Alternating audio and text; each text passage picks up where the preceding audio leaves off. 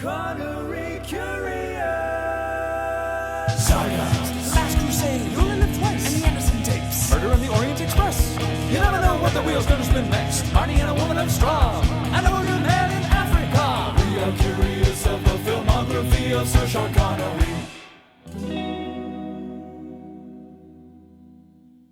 Was that the Road to a Million? Yeah, we went to the premiere screening and they gave. Oh, I got to keep that. I'm not really sure what I'm going to do with it. It'll probably end up in the trash soon, but it's fun for now. I'll take it off your hands if you don't want it. Need some kitchen decor. Whereabouts are you guys based again? Because I know you're US. Rhode Island. Oh, you're not too far away from me then, really, just up the road. Yeah, basically. Yeah, because you're out. you're Virginia, you said, right? Yeah, just outside DC. I can literally throw a stone and hit DC from here. Oh man, if we do the live Connery Curious, we got to have him come down for that. That'd be insane. I'd absolutely do that. We're like cooking up a little idea for something down the line for like a Connery fest, if you will. Just Well, that's the thing I've been looking Yes. through. So that's that. Oh no, go ahead. I'm sorry. What were you saying, Chris? I've been looking through the films you've been going through, and you've done a decent chunk so far. I need to see The Offense. I still haven't seen that yet. And Brace yourself. Did you listen to the episode? I've not listened to it yet because I want to listen to it after I've seen it, but I know it's one which is a pretty brutal watch. it's very brutal. Yeah, it's tough. You'd really think it's a thinker of a movie, and Yeah. you need a shower afterwards. Because that's the thing, my dad always said it was a tough one, and he was surprised by it because he's a massive Sean Connery fan. And I saw your post, which reminded me of it, and my book club just finished this book, the definitive biography of Sean Connery. Oh, whoa! We need And to they- read that. Yeah, they go into detail about it in there too, about like how here's the film role where he considered his like best acting, all that sort of stuff. Like it was the one he not necessarily tried the hardest with, but actually got to act as opposed to just doing one-liners and stuff like that. Similar to Roger Moore and The Man Who Haunted Himself, which is also worth a watch. The Man Who Haunted Himself. Well, that was another thing we were talking about, is what we're gonna do next, and we're gonna get into the Roger Moore movies as well. Yeah, once you're done with Connery, like where do you go next? I guess more. Nice. The rest, you Although- literally more. Yeah, more. You Curious. just watch Although more. I Watch more movies. That's probably what we're gonna call it. Is more Doing this movies. podcast made me way more interested in Michael Caine too. Well, I think Michael Caine and Sean Connery were very good friends in real life too. Yeah. Let's do Kane Curious. Caine. That's not bad. I'll you do, gladly see Italian Job. Would you do, like, with Roger Moore's ones, would you do some of his TV shows as well? Obviously not watch the entire series, but watch an episode together. I feel Oh, like for that's, sure. that's very important. For sure. Same Well, we thing just talked about quite a bit. we just added on the list Sean Connery's BBC's Macbeth. Oh, yes, yeah. So I'm excited to watch that. Yeah, stuff like The Persuaders for Roger Moore, you could arguably get through the entire series. It wouldn't take too long because there's only a few episodes, but stuff like The Saint, you'd be around for a while with that one. Yeah. Yeah, Pierce Brosnan too did a lot of TV too, right? Yeah, 3 seasons of Remington Steel or 4. Yeah. Right. 3 or 4, and it prevented him being Bond earlier because they initially Yeah. wanted him. Remington Steele said no, so they got Tim Dalton instead. What do you think that would have been like? Oh man. I feel like Living Daylights, Tim Dalton. I'm sorry, Pierce Brosnan. Excuse me. I feel like he still would have been a bit too young at that point. I feel like his style and the way he acts was definitely refined by Remington Steele, which is not normally a sentence I think I'd say. But he was more ready. You for say role. the steel sharpened it? Hey. I think it's good it happened when it did. Granted, Living Daylights is not a favorite, but License to Kill is. I can't really see Brosnan doing License to Kill. Yeah, I mean, I actually could. I don't know If you put if you didn't have David Hedison as Leiter, you cast a different younger Felix Leiter, I could see it because then you have a more impulsive Bond Yeah. throwing off his duty, and it'd be more like a Craig film. Yes. I would rather have seen Dalton start a film earlier. As much as I love View to a Kill, I think just the fight on the Golden Gate Bridge with Christopher Walken and Timothy Dalton would have been way more intense. Wow. Oh, yes. No, both of you in the same place this time. This is adorable. Yeah, right. This is a little Indeed, and in a new spot. funny. Yeah, too much podcast because so my wife is doing a podcast at the house. And so I'm like, no, I need the recording. Like, no, I gotta do my. I'm like, I guess I'm going to Dylan. Dylan, I gotta shack it up with you today. So It's comfortable. This is nice. Don't have a couch like this at my place. Well, I can see at the back there's at least 2 guitars, I think possibly 3, an electronic drum kit, and some other things. Yeah, Pull up this is the my screen studio. so I can see what you are seeing. Forgive me, I've got the TV here All this to my side. Vanna White. It looks Okay. like it could be a Fender headstock or something that's close to it. That is a Fender Squire jazz bass, 5-string. Nice. And I've got a McCartney Hofner bass. You got I've a 12 got string over a there? 7-string. What was that? Is there a 12 string right behind as well? Yes, there is a 12-string acoustic that desperately needs new strings. Hmm. There is a 7-string Jackson, which is cheap, and then there's an equally cheap. I think it's a first act, but it's like nice. The red one. Yeah, it's it's pretty nice actually. It plays really nicely. Are you a musician? I dabble. I'm a drummer primarily, but my parents refused to buy me a drum kit, so I moved on to guitar. And I've got wow. 4 back in the UK. I've only got 1 here. I've got my Squire Jaguar here at the moment, but back home I've got a PRS, an Epiphone, and another Squire, and Ooh. 1 weird knockoff guitar that somebody gave me for like my birthday, and it's clearly worth like $40. We all have that one guitar. Oh yeah. Well, then let's start this podcast by going into our musician bona fides. Mario, start it off. My bona fides, like Yeah, like what if we're all musicians here, let's talk about it. like what gear do I have? Are you asking? Or Just or in general, like tell us about how you're a musician. play guitar and a lot of lead guitar and several bands, blues, rock, and stuff like that. Yeah, so kind of like a older sound. Yeah, Plays a mean Les Paul. I mean, I'm obsessed with Les Pauls. That's my main. Though I like a good Strat. I want to get a Strat. I'm thinking about trading off one of the Les Pauls for a Strat. I need that single coil feel, but mainly Les Paul into a Marshall. So classic, Jimmy Page, Slash, all those guys. I think I love, as much as I love Les Pauls, I don't know what it is. I'm so drawn to Telecasters. I love a good Telecaster. Telecasters, yeah. Oh, I love That's always it's kind of like the Pepsi and Coke, the Telecaster and the Strat, where it's like which one, purist will be like, oh, this kind of a twangy, farty sound. I like that the Strat's a little smoother, it's a little cleaner, like that style. I love that style right there. This is a nameless brand. Clearly, clearly assembled by somebody. 3 very different pickups in it. I slapped the sticker on it, but I found this for $69, which is one of the reasons why I bought it, because I'm immature. Nice. But it is also one of the smoothest guitars I've ever played in my life. Oh, I love that. And I put $70 more into just kind of tightening it up, and it sounds incredible. And it's one of my favorites that I do a lot of recording with. Anyway. So that's a humbucker at the bottom, isn't it? Yeah. And it sounds nasty. Like really nice tones on all 3 of these weird pickups. So somebody clearly loved this and then just or just threw it together, but also like in a way that mattered. You know what I mean? Yeah. Like I love these weird Frankenstein parts, but together they're just gonna make a fucking mean monster. Do you think the person who made that or constructed it died and his soul is now in the guitar? I hope so. I hope so. Well, I need to change its strings as well. Literally every stringed instrument in this house needs new strings. All right. Yeah. Is the season. Let me put this down, and then I have more to discuss on this music front. Oh yeah. Music in this film, perhaps. Yes, but even before we get into that, because you brought up the little gathering, so let's talk about that for a second. Yeah. Because I'd like to run it by you as well. You said that you're right up the road from us. Mm-hmm. I've been thinking. We've been thinking. I've really been thinking about it. I don't know how much you've been thinking about it, Mario, but I've really been thinking about it because that's what we're talking about. The root beer you just drank. That's what I'm really thinking about. I'm on Pepsi over here. Ooh, Pepsi. Nice. Well, look at that label. It's like an older looking Pepsi. Yeah, it's like a re-release of an old one. I'm not really sure. It doesn't have 70s or 80s. Yeah, it looks like an old logo. Love the block fonts. Me too. So our last film is determined. Yes. It's going to be Sir Billy Oh, okay. because it's his last film. Yeah, that makes sense. I like that. But we're also thinking about doing it as a live event, Oh, okay.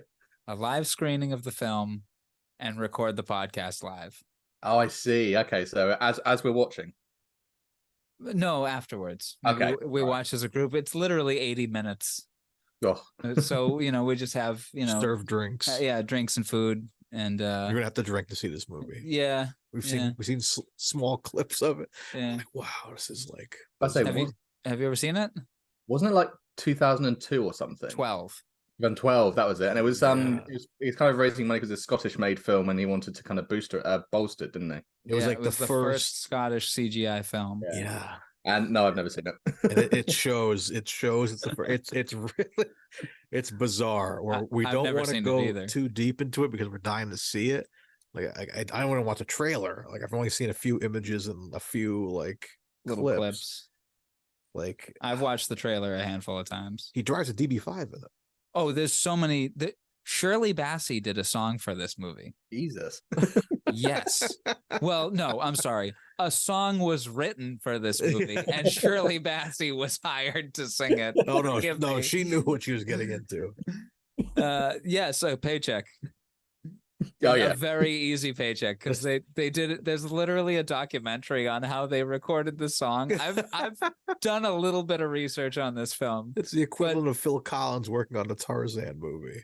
Just Honestly, I'm sure about the fact that she did it because she's Welsh. Surely they should have got like a famous Scottish singer. I'm assuming it's more likely that she's a bigger name pool, and Connery could probably pull a favor with Shirley Bassey. Well, it's littered with Bond references apparently. But we're thinking of doing a live screening of it and then record the podcast afterwards. Nice. And then possibly, so the other night, well, no, actually about 3 weeks now at this point, or 2 weeks, I don't know, Let's get that. around Halloween. Next door, there's a lot next to my house, and the owner of the business on the other side of that lot is really cool, and he had a big inflatable screen and projected Nosferatu. Oh wow. And had a jazz band called Quantum Moon do a score to it. It was incredible. And they did it last year as well. So it was I just got to pull out a chair onto my driveway and enjoy this. So And- OTT. So what was that? So over the top. Oh, but it was awesome. It was an incredible experience. And now I kind of want to, maybe after that podcast recording, we play Sir Billy again and have a band, have musicians play over scenes in the movie, but like songs of their own. You don't have to do a score to it, but just like have musicians play, have bands play during that 80-minute period Oh god. while Sir Billy is playing in the background. What's the morbid song going to be as the film ends? I mean, now that's the end of Sean Connery's cinematic career. Is it going to be like last post like the army?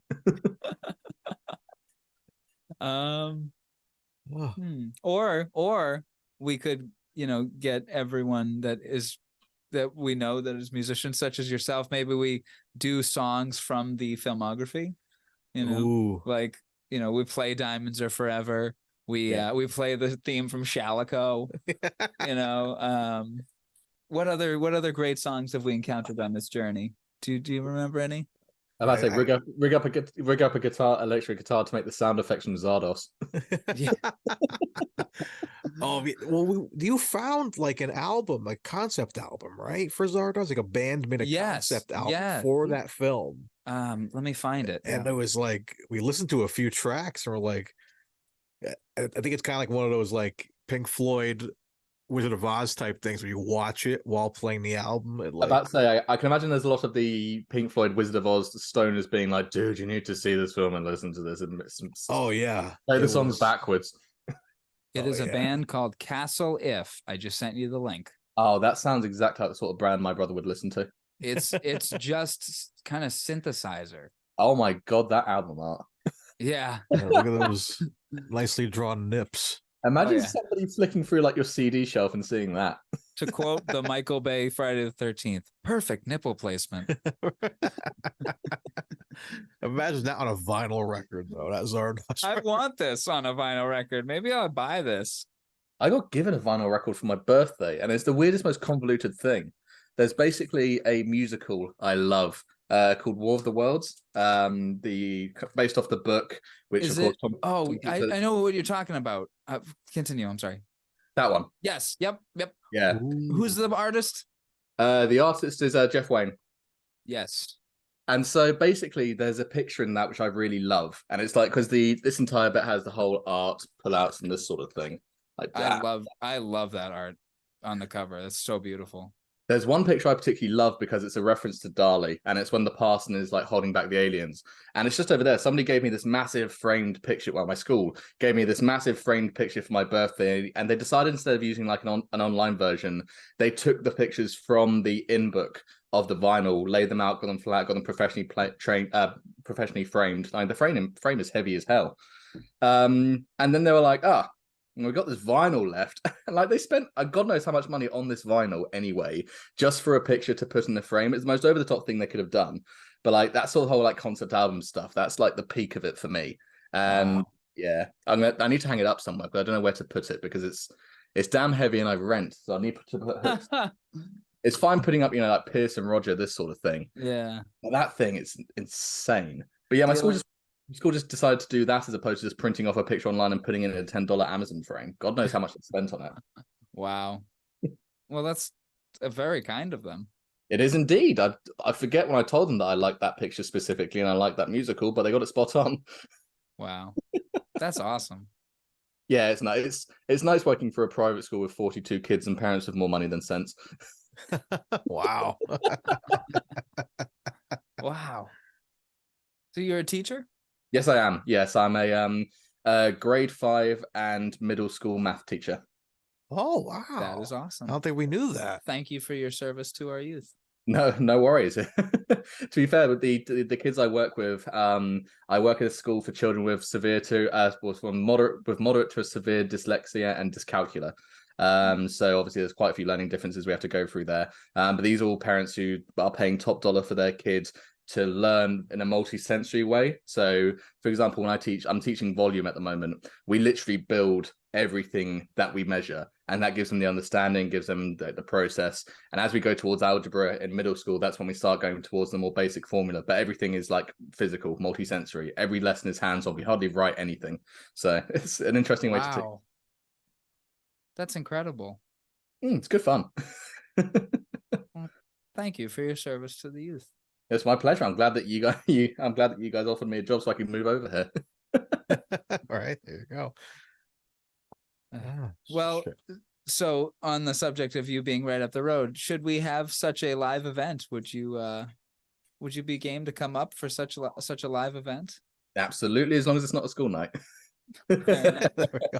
Probably be a Friday or a Saturday. Looking at a Friday or Saturday. Yeah. There we go. Yeah, absolutely. I'll be 100% involved in that.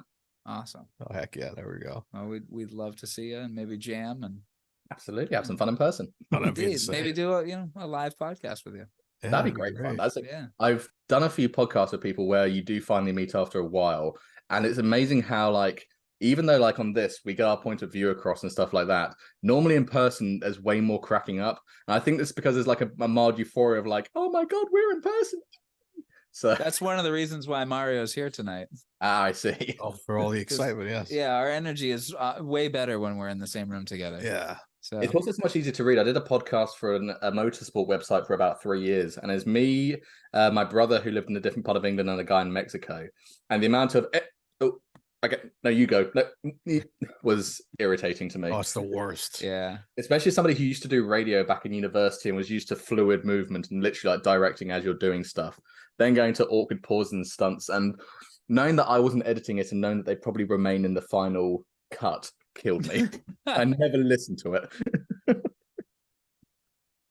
All righty. Well, I think we are now 18 minutes into this.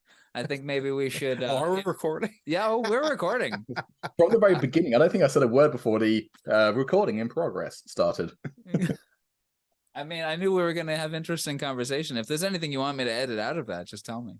No, feel free. I always love good pleasantries on a podcast. All right. No, why not? Yeah, that was I mean, that was all good content to me. Shall we? For lack of a better word, I don't really like that word content, but conversation worthy of being in a podcast. There we go. We'll use that. So we talked about Bond stuff and stuff relating to Connery and the podcast itself and Yeah. the future of the podcast. And Ooh, that is one question I have to ask, Chris. Ask. Tell me about your time at Deezerland. Oh, good lord! How Is that the- fun is was that that? the That was the museum? car museum that we actually last time we were together. I think I told a quick story about that Oh, museum. yes. So Yeah. Chris actually got to go visit, and I've been seeing all these great Instagram posts of cars. I was standing next to it too. I stood where Chris stood, for goodness sakes. It was Yeah. fantastic. But yeah, what'd you think of that amazing little experience? It was the most insane thing because my wonderful girlfriend for my 30th birthday gave me this huge trip to Orlando, new state I hadn't been to with Florida. Went to Disneyland for the first time, and I wasn't like I'm not a massive Disney fan. There's loads of Disney films I like, but I'll admit I was wrong. Disneyland was incredible. Like the amount of polish I've never seen. Like every attention to detail is placed. We Yes. spent one day there. We did one evening at the Universal Horror Nights because they started the Halloween stuff early. So we did like Last of Us, Haunted Houses, all this jazz. Amazing fun. And she mentioned that there was a Bond museum, but I shouldn't look up any pictures of it. And I've heard of it before. I didn't have that much background knowledge. And that turned out to be the main event. We turn up and there's this massive Bond mural on the wall. Like there's a gun barrel, which is about, 12 times the size of me painted there. And that's when something clicked. I was like, oh, maybe this is a bit more in depth than I was expecting. I wasn't expecting like 3 or 4 different vehicles for every single film in the franchise. I mean, it was insane what they have. I've never seen like the dragon car from Dr. No in real life recreated before. Obviously, it's not the same one. It's a recreation. Some things are screen used, but some are just like, replicas. Yeah. And that doesn't make it any less impressive. But whoever this guy is, Mr. Deezer, he is the most insane collector I've ever met, because we then went into like a different, like, it's like a warehouse. And the thing is, though, there's the James Bond part, there's a Batman part, there's cars from Italy from 1960, and then 1970, and then 1980. There's movie cars, like just general. They've got like the car from, Magnum PI, Ghostbusters. They've got like 3 different versions of kit from Knight Rider. And it was insane. Like just the amount of stuff this guy had. They had bikes literally like 10 in a shelf with like 5 or 6 different shelves around, just of like, Vespers and stuff like that. Bond pun not intended. But it was incredible what this guy had. I went to this like kind of back room. This was past the Spy Who Loved Me and Moonraker part. And so we've already seen like, 20 different cars and vehicles. He's got a whole bloody plane with the Goldfinger paint job on it. And it's a full-size bloody plane. Yeah. Even if it's just a chassis, it's insane. Inside? Yeah. Jesus Christ. It is ridiculous. Everything. Like, Dylan, you thought of it and it was there. Like, just like Little Nelly is like on the ceiling. Like they had like the tank from GoldenEye's out front because it's too big to fit next to the plane. Oh my God. Yeah. They have the Lotus, like, so they let me like sit in a couple of the cars because it was like my bachelor party and my like best man like gave him a couple dollars. And like the car you're sitting in, Roger Moore sat in this, a stunt driver sat in this, and Desmond Llewellyn had sit in this car. It was the same car they used at the dock in spite when you first see the car. So it was just used to just drive off. They had like stunt cars that went a little faster for like the aerial shots and everything. But that was just like a little standard Lotus that they used for Roger Moore to just get in and take off with. And it was just weird to like sit in there. And the DB5 from No Time to Die outside the hotel is there too. Wow. Sits next to the plane. It's just like, where did you get these? Where did you get the money to get all these items? Like it's like a giant mall. Yeah. It's insane. Wow. That's it, because you sent me the pictures from your bachelor party as well, and they went pretty in depth with you. You got some great shots from that. Yeah, they were like, because they had closed, and my best man was so distraught. He's like, he has to go see these cars. So he was able to call up the manager, and they let us have a private tour after closing. And so I guess he slipped a few bucks and said like, hey, can he like touch some of these vehicles? And he's like, I'll let him get into the Lotus. And so I get the sat in the driver's seat. It's so weird like interior. It's like checkered. It's like it's like tartan, isn't it? Yeah, it's like super colorful and like it's weird. It's so sleek outside. And yeah, I cried. I sat in like one of the Goldfinger Rolls Royces that was used for like a driving away scene as well. That like, because they had like 3 different cars in case they got damaged. Yeah, that's protocol, I guess, right? You so- make multiple. of Yeah, a so like car. some of these cars are very obtainable. They were in the movies, but not used for anything that special. Yeah. You know what I mean? If they get it on the first take, sometimes that car doesn't even get used. Yeah. kind of And then thing. you go in the back and there's like gadgets and Monopoly games, board games I never knew existed. Like there's so much merchandise. There's like 80 cans of Sprite which have special 007 like advertising. Oh yeah. Oh yeah. I like wanted to like Oh, it's not 007 up. Hey, yeah, it was like That might be the best joke I've ever made. so my best friend was trying to like get them like, can he take like a little gadget? How much to get like a gadget? Like he was like trying to buy one of the gadgets off the guy. Trying to get your gadget. He's like, can I get the transmitter that goes in Connery's shoe?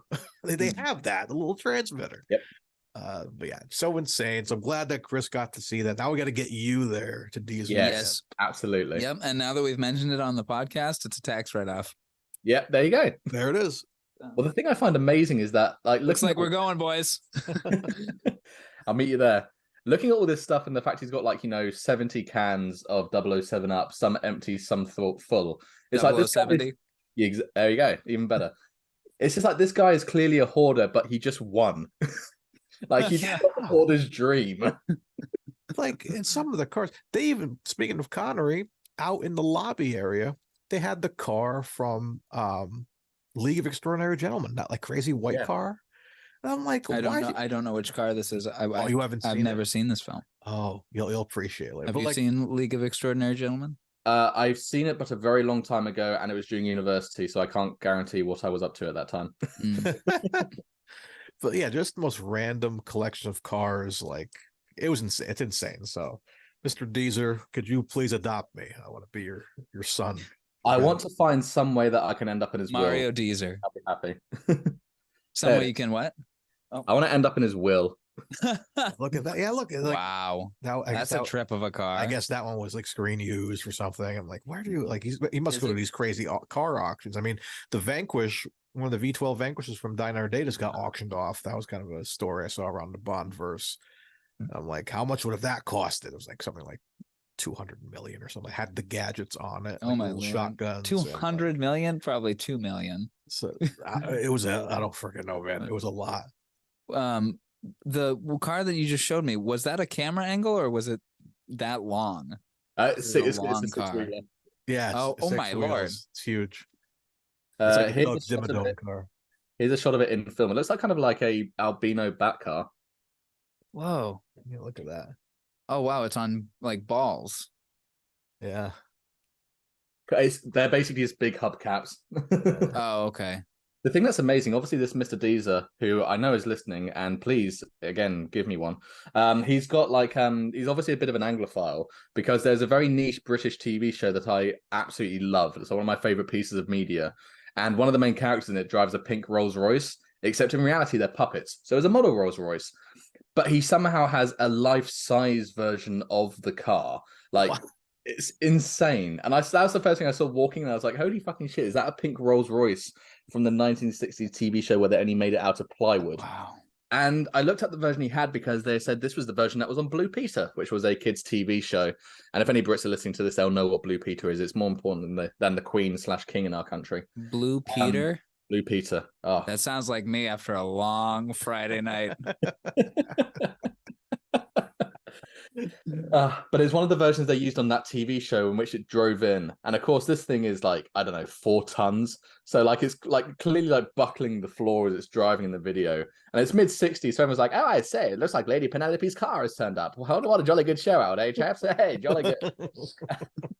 A British person doing another British accent is just so amazing. So We're well normally done. pretty accurate. I mean, I guess it's just the same as this, you know. Exactly. Well, that's the thing. I did a motor race over the summer, and I came over the radio at the end because I came 6th, which I was pretty pissed off about. And in my head, I was like, came 6th. That's an unremarkable result. I came back, and my friends wanted to hear the radio because I had the radio hooked up during the race. And apparently, according to them, I sound like a World War II pilot because there's like a in the background, and I'm like, I say, jolly unremarkable that result. What? Haha. Excuse me, chaps. I'm gonna blow my nose. But you won't blow me. So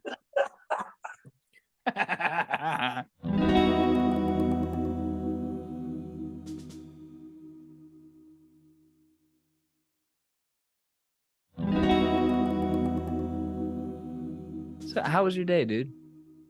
Yeah, not too bad. We got student conferences this week, so it was half a day of working and half a day of talking to parents about their kids, which, to be fair, most teachers dread it. I quite like it because you get an opportunity to, like, say nice things about their kids, and they say very happy things back.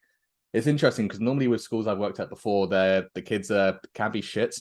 Because here they've normally been to a public school, or private school, didn't know they had dyslexia, so thought they couldn't learn or something like that. They've gone from very low educational experience and come into one where they suddenly regain that confidence again. So normally the kids are very well behaved, which it means normally you can say to parents, yes, they're still behind, unfortunately. However, we're seeing a marked improvement. They're behaving well in class. They're showing more confidence. They're having more fun. And quite often for these parents, just the fact their kids are acting like themselves again is more important than, like, over the top academic achievement. So it's quite nice to share it on quite a few occasions. You get a lot of emotional parents. And I had one today who was like, full on tears saying, "You've given me my child back." And I was like, "Yeah, that's great, but here's how they do in fractions." But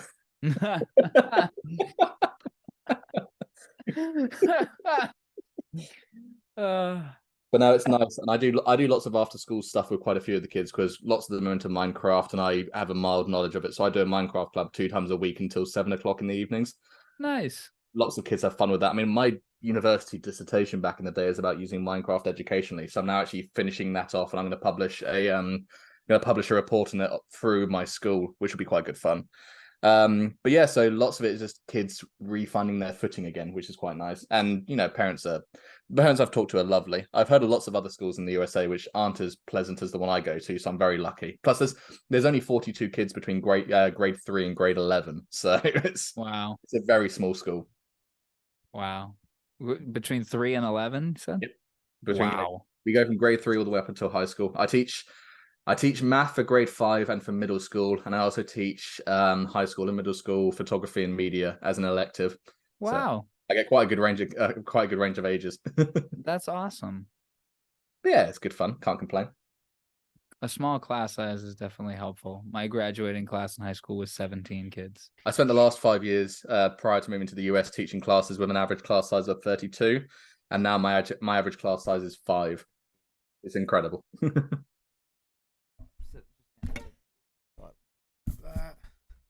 For those of you our brave podcast presenters are now moving a ridiculously large sofa. This will take brains and brawn. One side has been lifted so far. It seems successfully. I can hear. Go ahead. All good? Yeah, we're good. I can. Yeah, you're good. I can hear music in the background.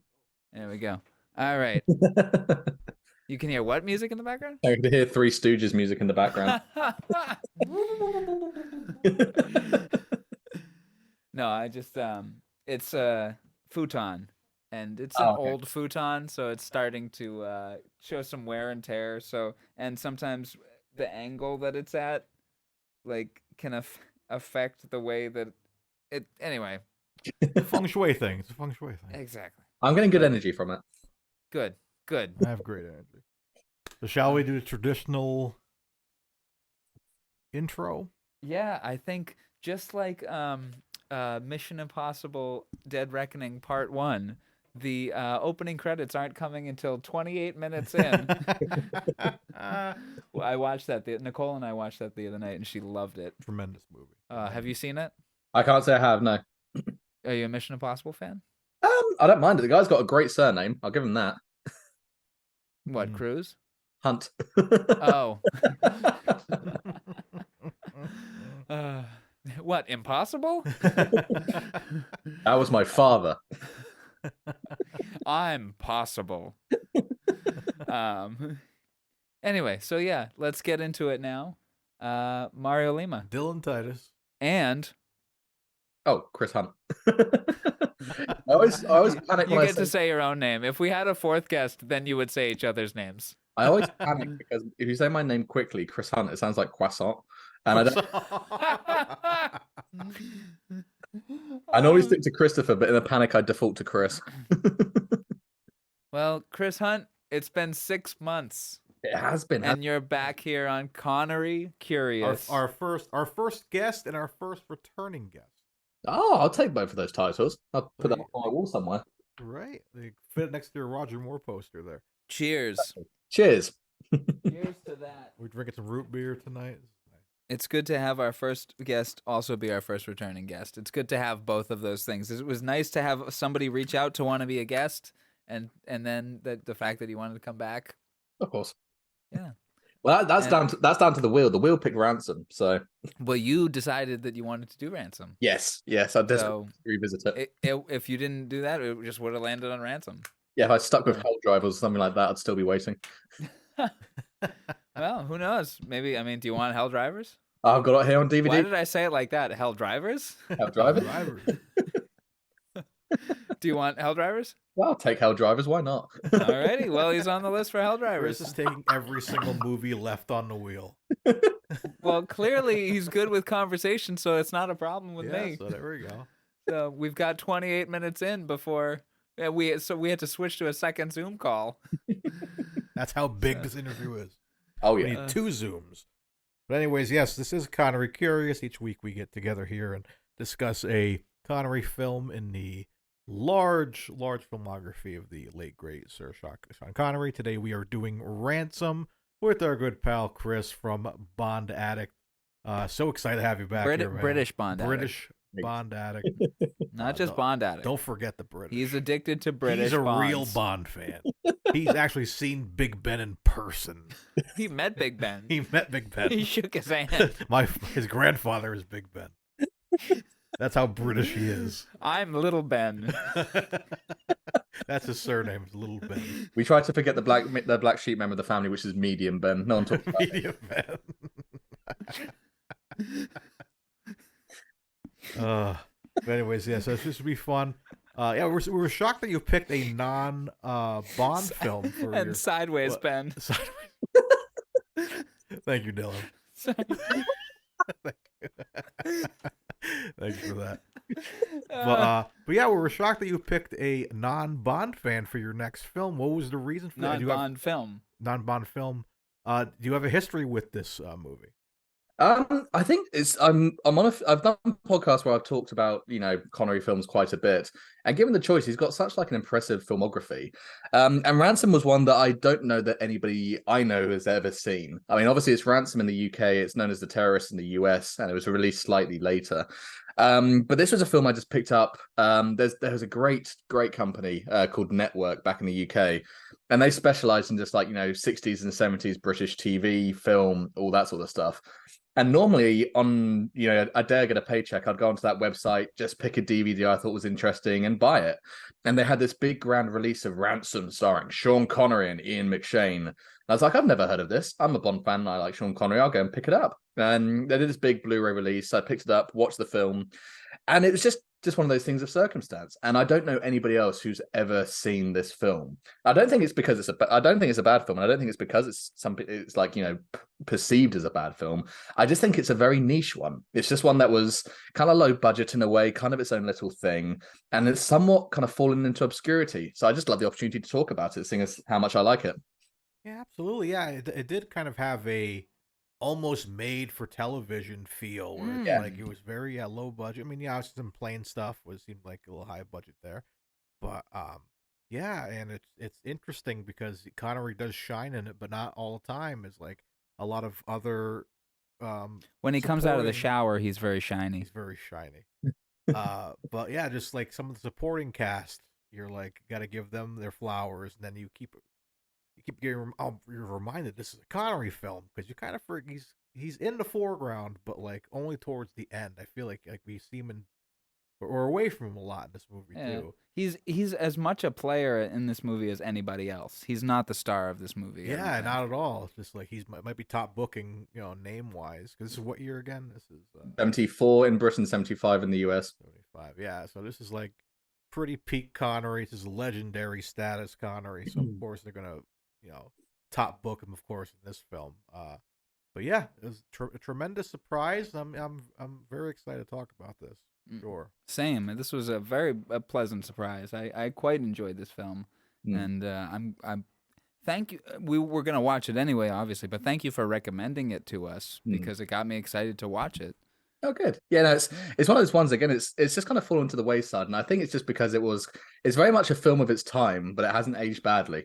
Not at all. Yeah, it's interesting. It's just one of those films that is just kind of there that I'm sure people looking through Sean Connery's filmography would have scanned past without even thinking about it. But I have a great time every time I watch this film. It's an enjoyable little piece. How should we get into it? Should we do trailer voice? Yeah, give us a little trailer voice, and then we can kind of go down our notes, see how we felt about this film, and all that.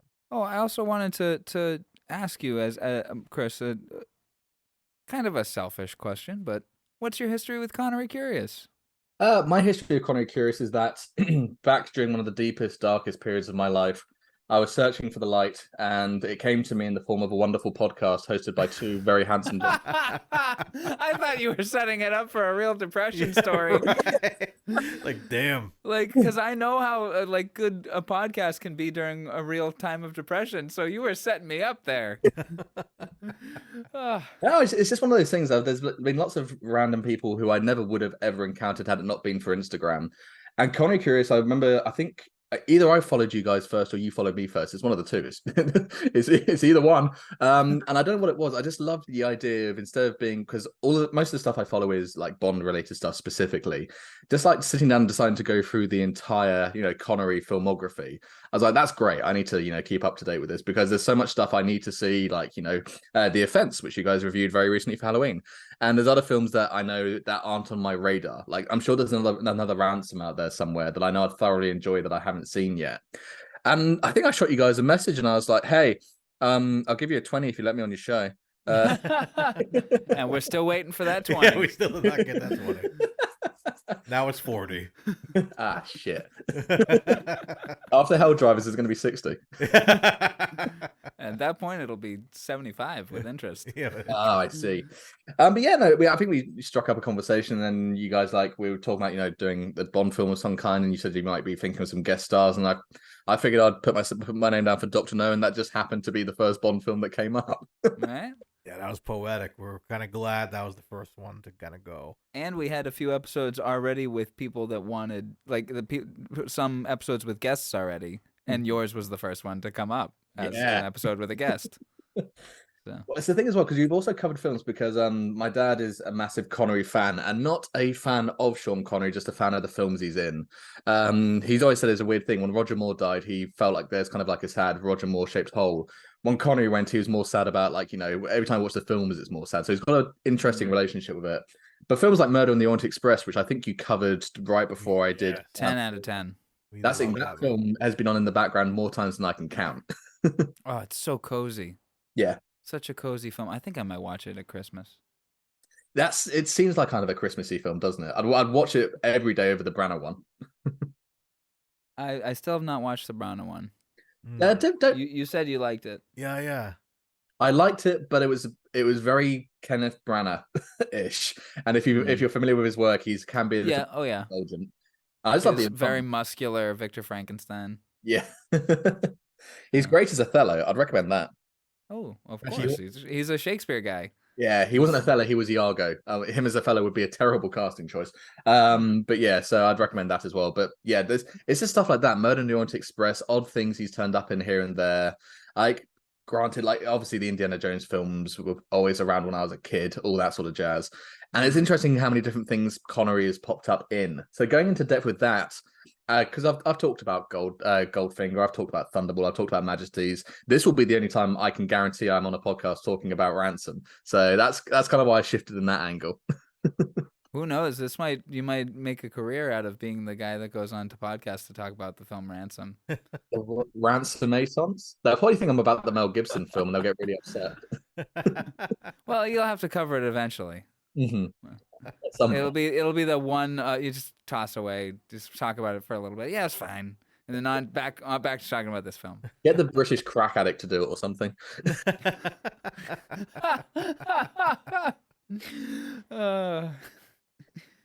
Or the British Gibson addict, and it keeps like, no, I'm the British Gibson addict. I play guitars. I was like, we just talked about music. My mind went, where did the music come back into it? I know Mel Gibson. Anyway, so Give me yes, my son. let's. What was that? It's "Give Me Back My Son," which became a Was that Mel Gibson? that was in, I think that was the Ransom, that was that version of Ransom. It became like somebody took it and made that like line into a song. So it's like, "Give me back my son, son, son, son, son. Give me back my son." And I saw that way before I ever saw the film. Oh my god. I for a second I thought you were doing a Harrison Ford voice, like, "Give me back my family." Oh, you're thinking of my I didn't kill family my back. wife. Ford Curious would be so much fun. Ooh. Oh my god. Get off. Finding me. Ford, Finding Ford, Esther, or what's the wasn't there a Ford, regarding Harrison, wasn't there just a Ford movie that came out? I'm thinking Ford versus Ferrari. Ford v Connery. Yeah. Oh, that would be a showdown. Oh, yeah. Oh my! Wait, let's do a bracket of Connery films versus Harrison Ford films. Oh, see who comes up on top. What Yeah. if Indiana Jones comes up on top? That'd be match made in heaven. They'd both make it pretty They high. both win. Air Force One would make it far. Air Force One is a brilliant film. Air I've Force never One. seen it. Oh, there's before I moved to the States, after visiting a few times, there are a few classic American films I watched on Zoom with some American friends. And Air Force One was one of them because it's so unashamedly America. And at the end, he does the classic line, "Get off my plane." And because it was a 7-hour flight from the UK to America, With his hand over his heart.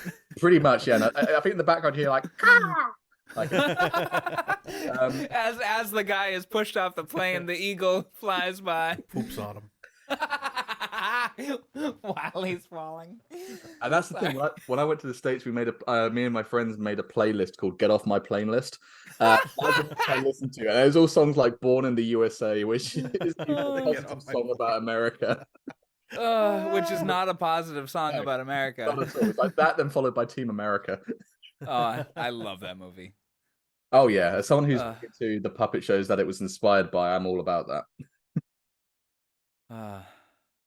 Well, let's talk about the terrorists. I mean, Ransom, also known as the terrorists, which I do have a note on that. Speaking of get off my plane. So we've got, last week we had Wrong is Right, also known as The Man with the Deadly Lens, which is a film about terrorists. This week we have a film called Ransom, also known as The Terrorists, which is a film about terrorists. The wheel likes to have certain things together. Yeah. Like has to have let's do terrorist month where it's all terrorist movies. I always love how the wheel is referred to as some sort of god. It is. It's our God. And as I said last week, it's, on a dark note, it's right as the news cycle is really ramping up about Gaza and Israel and Palestine. Yeah. Why is it doing this? Right as every single thing you'll see online is about that, and call your representatives for a ceasefire and everything about that, and then we get 2 films in a row about war in the Middle East and terrorists. Well, not really war in the Middle East in this film, but terrorists. Yeah. Eastern Scandinavia, shall we say? Yeah.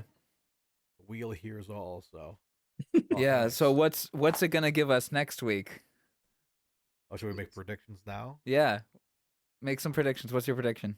I feel Not what we want. Our legitimate one-off prediction as to what it will be, because we'll do what we want later and what we don't want. I have 2 in mind.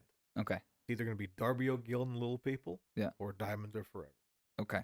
What's your prediction for the next one? For a Bond. I don't know. You guys haven't done Outlander yet, have you? Outland? Yes, we have. We did Outland. Yeah, we've done Outlander. Which we got an idea for Outland. Yeah, we love Outland.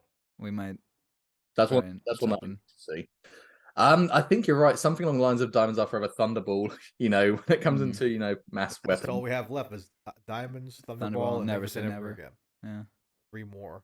Well, yeah. And then once we do Thunderball, we will do Never Say Never Again next. We're just gonna pair them. And the Macquarie Chronicles. Yeah, and if we get Never Say Never Again, we're gonna watch Thunderball and Never Say Never. I like again. that. That's a good idea. So, either way, we're getting the 2 in chronological order. You haven't had the Avengers yet, have you? Yep, that was number 4. Oh, was it? Oh god, I watched yours out of order and a long time ago, so my order's all mixed up. Oh, that's all good. I think the first one I watched was God, what was the first one I watched? The first one I watched might have actually it wasn't the first Wait, one. of our podcast? Yeah, the first one I remember Oh. properly listening to was Murder, but I know I dipped the toe in before that, but I forget which one it was. The first one I listened to fully was Murder on the Orient Express, and I was cracking up at you guys doing the voices at the beginning of the episode. We need to bring back skits. Yeah, we haven't done a skit in a long time. Do we want to? We'll devolve into a skit by the end of this episode, I'm sure. I'm sure. Oh, with all the things we talked about in the first 28 minutes, we can clip off enough things to make one. That's how the first one became a thing. Was Dylan just took some because you had lost a track or something like that, or my track was soloed, and so you lost a little bit of footage, but you used me talking to make a skit. You remember Oh that? yeah, yes, and I just made it so you were talking with Sean Connery, Yeah.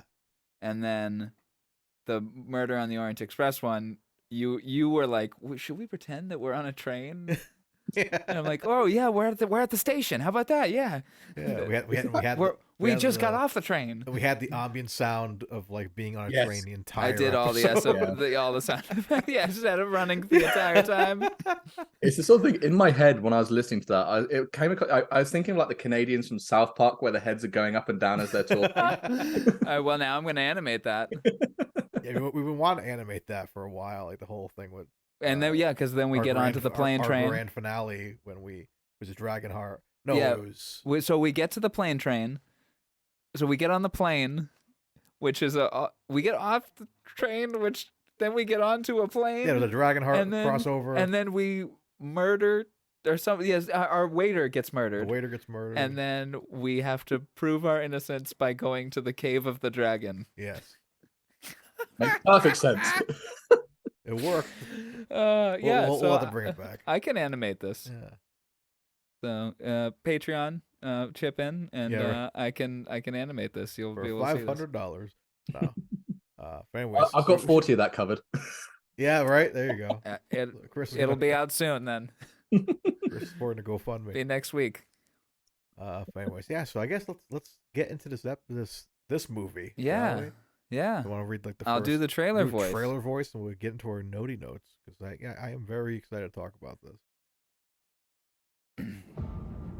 In a Scandinavian country, National Security Chief Colonel Talvik is tasked to rescue the passengers of a hijacked British airliner while the British ambassador is being held hostage at his residence by another terrorist team. Sounds like that movie. I like That is that. That's actually a very good IMDb synopsis. Sometimes they're really shitty. They'll do like one sentence, like, "Yeah, Connery's." Connery and a relative go hiking in the mountains. Go on. But I guess that's a good way to keep them guessing. I guess. I hope they're not doing anything else in those mountains. All right, did you listen to the 5 Days, One Summer episode? I know there's a lot of Brokeback Mountain references. A bit, yeah. It's worse than Brokeback Mountain. Brokeback Mountain is completely societally acceptable. Like everything in that is fine. Yeah. Like What happened in this movie is the not legal. homosexuality is fine. The cheating on your wife is fine in comparison to what happens in this movie. It's not spoil it for Chris. Should we just spoil that? No, I think Go for it. I don't care. Oh, it's Connery and his niece are. That's on it. a- Yes. Yeah. and Yeah. they're- Okay. That's it. One word you've reminded me. Yep. it's Yep. That's what. Yeah.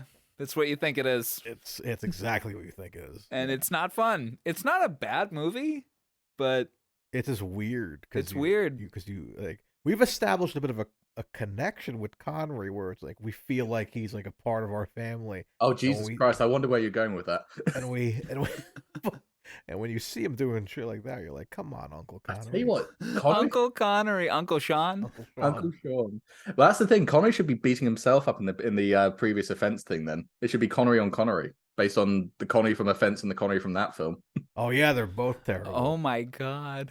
Man. Yeah.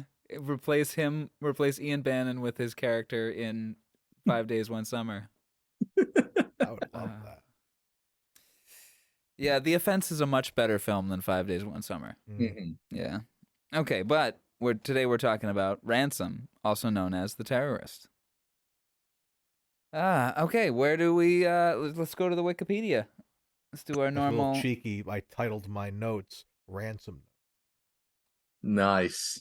Right, thank you, thank you, thank you. And Right. did it come with a ransom image made by one Chris Hunt? Oh, Did you include a ransom image in that ransom note? Oh no, but we will. Yeah, like, if we talk about that, this is the first time we have custom art on an episode. it's a picture of me looking sad next to a newspaper holding today's date.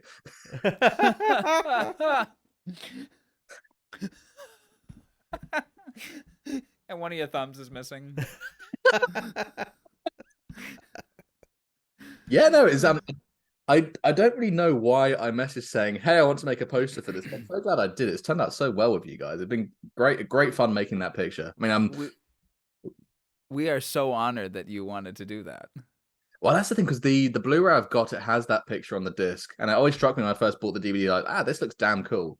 And then It going is back to such a Ransom, cool image. yeah, going back to Ransom, throwing it in, I was like, this could work really well with three people looking a bit goofy, and it did. You guys delivered. When I was like, "Hey, can I have two poses of this?" It was hard to pick which ones to use because I wanted to go full on goofy, and we're just pulling these insane faces. But the ones we picked, I love how it looks, and the whole sort of thing. The fact it was like Skyjack kidnap, it then worked perfectly to insert podcast. I think it's brilliant. I love it so much.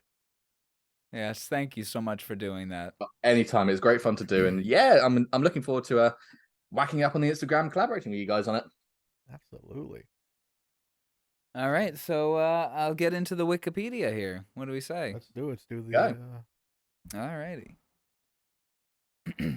So, usual business. Ransom is also known in other countries as The Terrorist. 1974 British neo-noir crime film starring Sir Sean Connery and Ian McShane and directed by Finnish director Kaspar Reed. I'm guessing that's how you say that. WREDE. Mario, you got the Rotten Tomatoes? You usually do that stuff. Oh yeah, I should get that up, huh? Yeah. Good Lord. Let's see. It had a budget of $1.5 million. Actually, Really? I'd imagine that at that time, considering Connery is getting paid 1.25 for Diamonds, I wonder how much of that went to him. Probably a lot. How much do you think? I'd say 100,000. I would say probably a bit more than that. To be fair, he's probably drawn by the fact the film was all about the British government not being able to be trusted. So that was probably paid. I'd say about $250,000 for that. I mean, Ian McShane became big, but at this point he was only big in, British TV, really. This was before he started Lovejoy, as far as I'm aware. So he was well known, but not big. Like he was a good person to put alongside Connery in the, the titles and the credits and that sort of thing, but he was nowhere near the same level. What was the whistle? Oh, sorry. I opened up tomatoes and I was like, rough It's skis. unfair, isn't it? Yeah, it's What do we got? So a tomato meter with the usual critics is a 50%, 50, and audience score is at a whopping 18%. Oof. I kind of stopped following Rotten Tomatoes a couple of years ago because of stuff like this. Because there'd be a few films I'd see that and I'd say, "Oh, that's not a film I'm going to watch then," and then it ends up being a delightful little film. I don't know what it is. I don't know if it's the freedom of entry for reviews, and sometimes the audience scores used to be more trustworthy, but now it just seems like a whole crock of shit. So I ignore. Yeah, especially with me, I cover a lot of Marvel stuff and Star Wars stuff when that comes out. So on our podcast and Friggin' Nerds, we go to these scores all the time. And yeah, they're usually insane. Nowadays, it's just like a review bomb thing where everyone is kind of like wants to make it negative no matter what. There were people who were review bombing No Time to Die. People just didn't like it. It's also just a negative or a positive review, right? Like it's a thumbs up or a thumbs down, and then the percentage is based off those. Yeah, for a lot of Tomatoes. them like to force. Like they'll make multiple counts and like thumbs down in this film, and it's like then you go to see it, like wasn't that bad? Yeah. And I do not think that 18% is No, this was fair better for this than film. that. a really good film. I like this a lot. I also never really used Rotten Tomatoes. The only reason we do it on this podcast is because you started it in the first episode. it's like you a checked habit. it, and I'm like, okay, let's just stick with it. Yeah, it's But like it's quite- I'm just curious to what other people think. You know? It's quite a fun thing to agree or disagree with too, because either way you're like, oh, Rotten Tomatoes got this one right, or Rotten Tomatoes can go to hell. It's a good talking point either way, so I think it should remain. But it's the sort of thing as well with Rotten Tomatoes. It gives you such like obviously all film is subjective, and there's going to be certain people like us who enjoy this film, and then my dear dotty old mother, she'd hate this film, so she'd be one of the 17%, like stuff like that. So it's difficult to make something so subjective, so numerically valued. Obviously, money is one thing you can do, but because it's subjective, I kind of go into each film not thinking about it going into it, just like, hey, if I enjoy it, I enjoy it. I'm not going to listen to what Dave C from Manchester said from his laptop with egg stains on his shirt, complaining that everything's too woke now. Yeah. Well, just for comparison and Connery curiosity, Hey, I went to Letterboxd. Yep, Letterboxd, and it's got a 3 out of 5, which feels better. yeah, that's slightly more appropriate. Yeah, Average. Yeah. Out of 5. yeah, So that's only 60. That's only 10% more than the 50% Rotten Tomatoes is giving. yeah. All right. Well, I'm gonna read the first paragraph here of the Wikipedia, and then I'm gonna use I'm gonna take a Connor P, and you guys can continue. I was gonna Alright. say I need a pee as well, so that'd be perfect timing. Oh, do you want to we all take a Connor P right take now Connor when we come P. back? Okay, you two enjoy yourselves. All righty. We're both gonna go into my one bathroom. Here we go. Don't Alrighty. screams. We'll be back. See you in a second.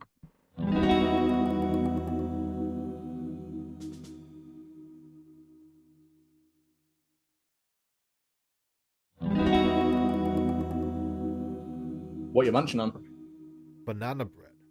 Oh, that's the banana bread. I tried a Baby Ruth for the first time today, and they're okay. What'd you have for the first time? A Baby Ruth. Yeah, they're fine. Yeah, not Yeah. my favorite. Nothing, They're okay. nothing special. I'm trying to go through. I'm a big chocolate person, so I keep trying to go through all of the one. I'm going through each one by one. The only one that's been like blow my socks off so far has been Mr. Goodbar. Those ones have been fantastic. I've never tried that one. I'd recommend it. They're good. I'm not the biggest fan of Hershey's, but it actually works pretty well. So, I mean, Dove is great, but that's basically just Galaxy, which is what we call it in the UK. So I consider it a British chocolate, which, in my opinion, I'll go to the grave with this, is far superior. Ooh. Chocolate Wars. A long time ago, in an obesity far, far away. All right. Who'd be the empire in the chocolate wars? Cadbury? Cadbury or maybe Hershey's. Maybe Hershey's. Yeah. It would be Nestle, Oh, yes, of course it'd be Nestle. the Oh, company that Nestle. uses slave labor and like Oh, true. kicks And makes indigenous tribes off their lands and for makes people fucking pay water for- rights. Makes people pay for water just like Quantum of Solace. Exactly. Yeah, Nestle. They're the empire. There we go. Imagine if that what was Bond was facing was the Nestle Corporation. I would fucking love that. You know what? It would make for one of the best Bond films we've ever seen. Oh, it would. Oh, instead of strawberry fields dipped in oil, she's dipped in chocolate. Dale Craig goes up. I knew it. Chocolate. But because it's molten chocolate, it's just So she becomes like a hard, like. I'd say she's solidified. They're just carrying her out over the shoulder while she's... She's like Han Solo frozen carbonite, but it's chocolate. Oh my he God. breaks off a piece and the finger comes off with it. If it's the chocolate one, you've got Han Solo and a Kit Kat. Okay, dig this. A hole. Anyway, Oh my God. so I used to have a candy business. Oh, really? Yes, and just for shits and giggles, I had several different molds that were custom made. During the election of 2016, I had Donald Trump bars. Oh, wow. They were dumb. But one of the molds that I had that I found that wasn't a custom one, I found it. It was Han Solo and carbonite, and it was a big one and then like 5 or 6 little ones. Excuse me, I still have it. So I used that to make chocolate Han Solos and carbonates. Chocolate Hans. Yeah, and I made a batch of them, and one Comic-Con I gave a package of them to the nostalgia critic. No way, really? Yeah, yes. I was like, oh.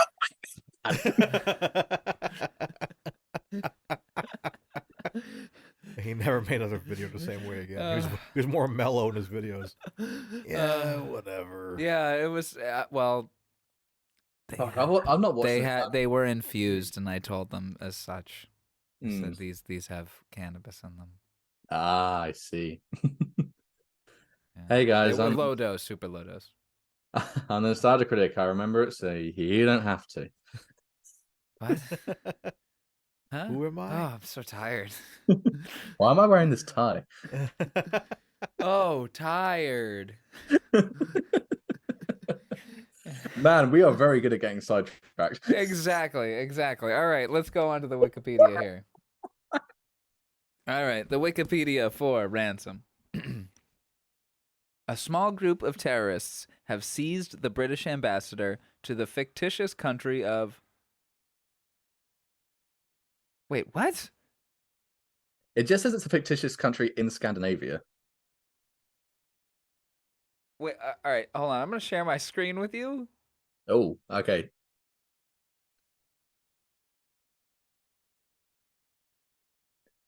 The fictitious country of Scandinavia? What? Does Scandinavia not Well, exist? I'm not gonna lie, I'm pretty sure that's real. It's not a country, it's a region, but like Scandinavia is like it's a group of countries. A sub-region in Northern Europe with strong historical... Most commonly refers to Denmark, Norway, and Sweden. Okay. Okay. Well, But here but it's is a it- fictional country. But is it fictitious? Technically, I've not been there, but I've been led to believe it's real. Okay. Well, the Shit. fictional country of Geonosis. Somebody check Google Maps quickly. Let's do it. Geonosis. Also, Geonosis could not be further from Scandinavia. At least go for like Hoth or something. Goodness gracious. Google Maps. Checking it. I'm sharing the screen here. Let's. Is Sweden still there? Scandinavia. There we it is. go. Sweden, Norway, Denmark. Yeah. Also, I'd argue Finland is definitely part of Scandinavia. Seems to be. Anyway, well, Yeah, well, for the listeners at home, we have confirmed that Google Maps is continuing this fictitious country with false information. Fake news. I was just about to say that. Scandinavia, not real. Unbelievable. They're gay. Big. The deception is huge. And yes, that was my best Trump. I thought that was Michael Caine. You were just supposed to blow up the bloody Scandinavia. Scandinavia is not there, okay? I'm telling you, best way. I failed you. Yeah, we definitely gotta do Kane Curious afterwards. Oh, okay. All right. Shotgun Ipcris file for that one. Okay, you got it. Brilliant. Worst book I've ever read, but great film. Really? Ooh. Why? What's the difference? The film's good. The book is written in such a way that it's just you have to read certain things 4 or 5 times to figure out what's going on. For example, like there's a moment where there's an explosion and Harry Palmer, although he's unnamed in the book, is taken back.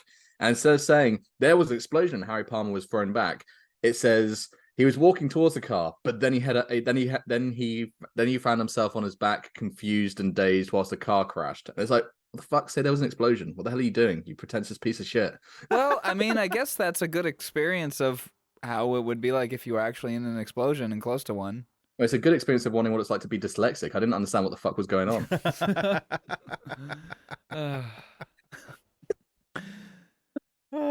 Okay. Anyway, Scandinavia's not real. Confirmed. Neither is this movie. A small group of terrorists have seized the British ambassador No. of Scandinavia and are holding him hostage in his residence. Scandinavia's head of security, Colonel Nils Talvik, played by Sean Connery, Yeah. wants to take an uncompromising position, but he is overruled by the governments of both Scandinavia and Britain, who insist that all of the terrorist demands be met. A passenger aeroplane arriving at the airport of Scandinavia's capital city is hijacked by another small group of terrorists, led by Ray Petrie, played by Ian McShane. The airplane ends up parked on an isolated taxiway. Isolated taxiway, and Petrie demands that he be put in touch with Martin Shepard, played by John Quentin, leader of the group holding the British ambassador hostage. Petrie, who is known by Shepard, convinces Shepard that his group and his hostages should leave on the hijacked airplane, not on a military plane as originally planned. All right, we'll take it from there. Dun dun dun. Was anyone else very shocked to see a young Ian Yes. McShane? Yes, and he looks good too. Yeah, he looks like a game show host. That's Well, the Yes, or a singer. Hello and welcome. That's the for me. Hello and welcome. For me, Ian McShane. Most of the roles I know him from, like Babylon 5. Wasn't he Game of Thrones? I think he was. I know he was in John Wick. I didn't watch Game of Thrones. Yeah, And he I watched. was one of the Pirates movies. Yeah, he was Black. Oh, he was a Blackbeard, I believe. Yeah, that thing. Ian McShane because I love 60s and 70s British TV. He popped up quite a bit in that. So Ian McShane has always been that version of Ian McShane for me. It was shocking when I recognized the guy in John Wick, and I was like, "Who the hell is that?" And it turned out to be Ian McShane. That thing for me, I'm used to Donny Osmond hair, Ian McShane. Well, clearly you guys aren't. Yeah, no, not at all. I'm used I've to never seen John him this Wick young. and Pirates of the Caribbean because I've always known him around this age. So I've rarely seen him very young. So looking at him at first, I was kind of like, is that? I knew who it was right away, but I was like, is that? Just double check. Let me check the IMDb, and sure enough, there it is. So yeah, I've never seen a young Ian before, so it's very very exciting. Kind of seeing Richard Harris for the first time young. You knew him as Dumbledore forever, but then you see him young with Connery and young Connery in there, and so much fun to see some of these actors younger back in the day. And speaking of actors looking young, Sean Connery does not look very young in this movie. And I was just thinking, with a budget of $1.5 million, it's only 12 years after Dr. No. This is only 12 years after Dr. No, and he looks 25 years older, 35 years older. It's 5 years after Diamonds. Yeah. 6 years after Diamonds. 3 years.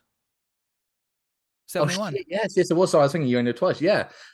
It's insane how I don't know what it was. Obviously, between Yolt and Diamonds, he kind of aged significantly, but clearly that didn't stop. I know obviously he's got the facial hair, he's got the hat, he's got that jazz going on, but this looks like I feel like when Connery did his best performances was when he was in his older look. For example, I still think his performances of Bond are great, but the ones he's more critically renowned for, like Untouchables, which he won the Academy Award for, stuff like that, it's when he's got the older Connery look, and he's fully embracing it in this. He is old. He seems older Connery at this, which is weird to think at this time. 75 would have been Man with the Golden Gun. Roger Moore would have been the same age as no. Roger Moore was older in that film than Connery was in this one. It's ridiculous to think of the comparisons. Yeah, Moore was older than Connery, right? Yep. Wow. I think compare Living Let Die to Diamonds Are Forever, and Connery looks like he's got a solid 10 years on him. Imagine a world where all the Moore films were Connery films. He continued on for some reason and kept going. Loved the character. Imagine that version. I mean, we always talk about Her Majesty's with Connery would be. We want AI to create that for us to see what that would look like. They would improve it tremendously. What was that? It would improve it tremendously. Yeah, I think it'd be, and it would make it. And it's an almost perfect film as is, anyway. I'd argue against that one, but that's for a different podcast. Yep, different podcast. We'll have you back to debate to debate on Her Majesty's Secret Service because it's my second favorite. I'm about to say you could do a 6-episode podcast series about the George Lazenby films. The Lazenby list. Yeah, so a short grocery list of Lazenby stuff. Just say what we were talking about? We got more movies. Yeah. The Lazenby list. Yeah. The Brosnan backlog. Browsing backlog and Dalton, digging into Dalton, digging into Dalton. and The then Craig- Craig Curious. I was gonna say Craig Chronicles. Oh, Ooh. chronicling Craig. He's in. Hey. Is he in Chronicles of Narnia? Is he? Isn't he? I think he is. I don't think he's, is he? I know he's in the Tomb Raider movies, or one of them, Oh yeah, he was in Tomb Raider as well. with No, the I think most horrific American accent you'll ever hear. Oh yeah, it's so weird to think that. Hey, I saw on TV recently. I'm like, I forgot Craig was in this. As someone who's a massive Tomb Raider fan, seeing those films was both hilarious and such a crushing disappointment. Oh, it was out. Fan casting Daniel Craig as Asian in the Chronicles of Narnia. Just look up Chronicles of Narnia. Oh, as Aslan. No, he definitely wasn't Aslan. No, it's James McAvoy who's Yeah. in that film. I still haven't seen this film. William Mosley. Oh, look at that. We got a mugshot right there of Sonia Hitchcock as Hag number 4. That makes sense. Could have swore. Sorry, Sonia Hitchcock. I must be crazy. Oh, he was the Oompa Loompa in the Johnny Depp Wonka Oh film. my god, look at this man. They hired a real centaur. They're Hold rare. on, I'm going to share my screen. Look, they hired a real centaur. His name is Patrick Cake. Okay. Okay, I'm sorry. I have to address this real quick. I love patty cake. Great. Oh my god, his name's Patty Cake. That's amazing. Oh my god! Imagine that's got to be his Centaur Man. Also, not like that other lady. She deserved the role of Hag number 3. Hag 4 was unnecessary. That's a dispute with the director. Okay, so I have something I have to bring up real quick. So in Wrong is Right, his character's name is Patrick Hale. Yeah. Now I found an old review of Wrong is Right from when it came out. Contemporary, right? That would be what it's called. Yeah. And it makes reference to something along the lines of like, and the name is just like an indication of the wackiness to come, indicating that Patrick Hale is a goofy name, indicating weirdness. And I'm like, I'm racking my brain. I'm like, is it a pun? Hellraiser? I don't know. That's not a wacky name at all. Yeah, and then later on in the same article, it also says that the name is Goofy. And I'm like, why is that a goofy name? Patrick Hale? Like Ron Burgundy is funny, but Patrick Hale is not. Like I need to find out where it is in this book I've got here, which is all about Dr. No. Contemporarily at the time, people thought people thought Sean Connery was Irish. And stuff like this, like Darby O'Gillen, Letter People, doesn't help. Yeah. But at the time, there's a whole like Irish thing with Connery, which severely pissed him off. I can imagine. Yeah, I just had to bring it up because I wanted an outside perspective as well.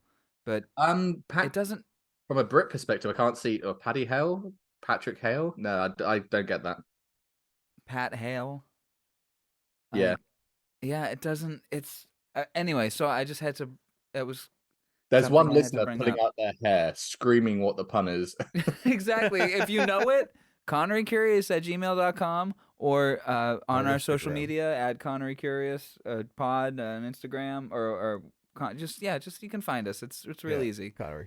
And then another note that I had to bring up. In The Offense, the man that interrogates Connery is played by is the actor Trevor Howard. Trevor Howard. He also plays King Arthur in Sword of the Valiant. Oh my god, So, that movie will always come back to haunt Yep.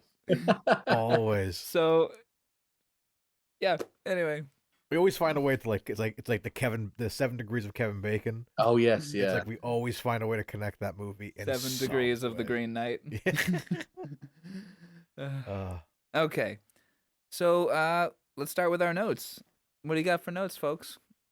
The first part of the film, obviously, there's a lot of exposition going on. There's lots of introductory characters. The one thing that gets me, the actual scene of the plane landing and the pilot deliberately locking up to make the wheels burst. That was a really well shot scene, and it's done in such a way for an action scene where you get quick bursts of footage, but you get all the information you need. which is great because these days there's often an over-reliance on doing shaky cam and stuff like that. Like seeing him flipping the switches, having enough time to read what that is, having a shot of the wheels struggling, then the wheels bursting. That scene, every time I watch it, that's an exciting scene. I'd say that's my highlight of probably the first quarter of the film. Granted, like we meet the characters in that jazz, like, oh no, the ambassador's been taken. We've got a news report. Oh, we're going to head to the airport. Oh, this is happening. Ian McShane, why he should be sitting down? Why is he going to the captain's quarters? But then that bit where the plane's landing and you get the whole sequence. I mean, if they filmed it, if you watch that scene being shot, it's just a plane landing slowly and some wheels are on fire. But the way they shot it was exhilarating. I love that scene so much. And for what must be considered a budget movie, granted there's some very breathtaking shots later on in the film, this is good quality for 1974 for an action scene for a budget film. I mean, it's done very well. Now, I've got a note on, not in my book here, but I was reading the IMDb trivia earlier, which, you know, it may or may not be true. Oh, my screen refreshed there. Talking about the shooting of the airplane scenes and budget. The airplane used in the filming was loaned out by Hans Otto Meyer, a Norwegian finance man and shipping magnate. Love that guy. Okay. The aircraft displayed in hijacking is a Boeing 737-200. It was in the livery of My Air, owned by Meyer, which operated from 1970 and 1974. Filming started in January of 74. During production, My Air defaulted on their payments to Boeing for the aircraft. Boeing sent representatives to Fornebu, Norway, to repossess it on February 26th. Filming of the aircraft shots was never completed. Jesus. Okay. So just, to tie into what you were talking about there. I love budget and the plane shots. Them reluctantly giving the plane back is actually the film. This is a documentary. And you blew the wheels up? Son of a bitch. You better fix that before we take this back, and you're paying for it. That was another, $10,000 out of the budget.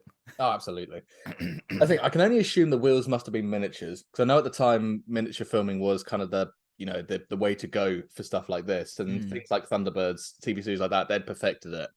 I can only assume that's miniatures, because to do that on a real plane on a real aircraft would have been too impossible. Oh yeah. And they'd done it. They Derek Meddings, who went on to win Oscars, both working with the Bond films and the Batman series. He divulged the perfect way where when you're filming smaller things, you film in slow motion and it gives it bigger weight. So because an explosion takes longer, even though it's smaller and a smaller explosion, when you slow it down, it gives the appearance of being bigger. And I can only assume that these were models that had the same slow motion footage aligned to it. It's only by 0.8, I think, slower. So it's only a little bit slower, but it does add more weight and, impetus to it, shall we say.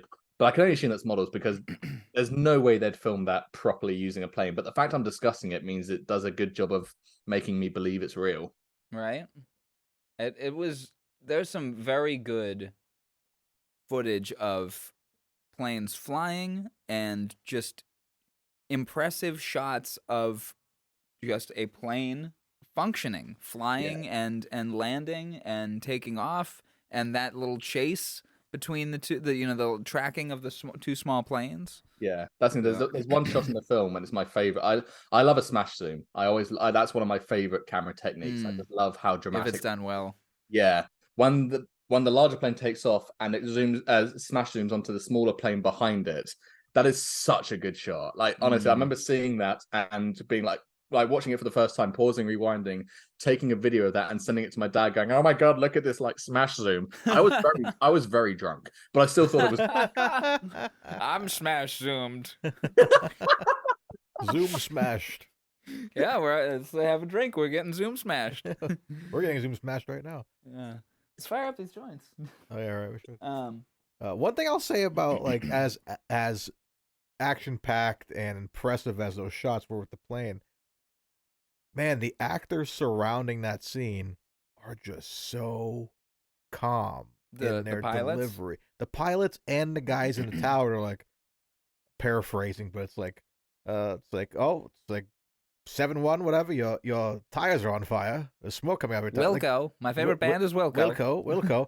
Just like very calm and even like, and the pilots the whole film, they're very straight faced. He has a gun in his head and he's still again, just that shot of him like being able to switch that brake and all that. He's just very calm about it. Gave me like Sully vibes, And he even kind of says that line. He's like, when he blows the tires, he goes, "It's hard to think with a gun at the back of my head." Yeah, but he did a brilliant job of still, smart thinking. A lot of smart thinking in this to like really deceive the terrorists themselves, but then like they still find a way to flip it around. You're just like, come on, man! Like we're so close to getting this done. Like you're really pulling for that team to get in there and get them off that plane. Insane. That's the thing I found interesting with the pilots, especially for someone who clearly was a sharp thinker. I'm kind of a bit. I feel like it's a missed opportunity. We can get to see more of his character, certain in a way, because like when they storm the plane and he's like, "Oh, I'm afraid," like they've got a gun held up to my stewardess, that sort of thing. If the next line he said was, "I think they should blow her head off and we'll save everybody," I wouldn't be surprised. Like, there's no sort of like if that was like a dramatic moment or something. With Connery's character saying that? No, with the pilot. Oh, wow. It's like, yeah, that's the thing, because the way he's delivered everything so far, that wouldn't have surprised me. I don't think it's what should have happened. It just would have been nice if there's a bit more of an emotional reaction as opposed to just being like, "Oh yeah, there's a gun against her head. Sucks." Well, I think, part of the pilot staying calm is that he's clearly in his like 60s. Yeah, He's up there in terms of like age for 1974. He's practically a dinosaur. He was born before cars existed, and look at me, I'm flying a flying machine. as the Wright brothers intended. I knew the Wright brothers. I fucked their sister. A bunch of dicks. That's why I fucked their sister. Now we got the skit sorted. She's the right sister, I tell you. Oh my god.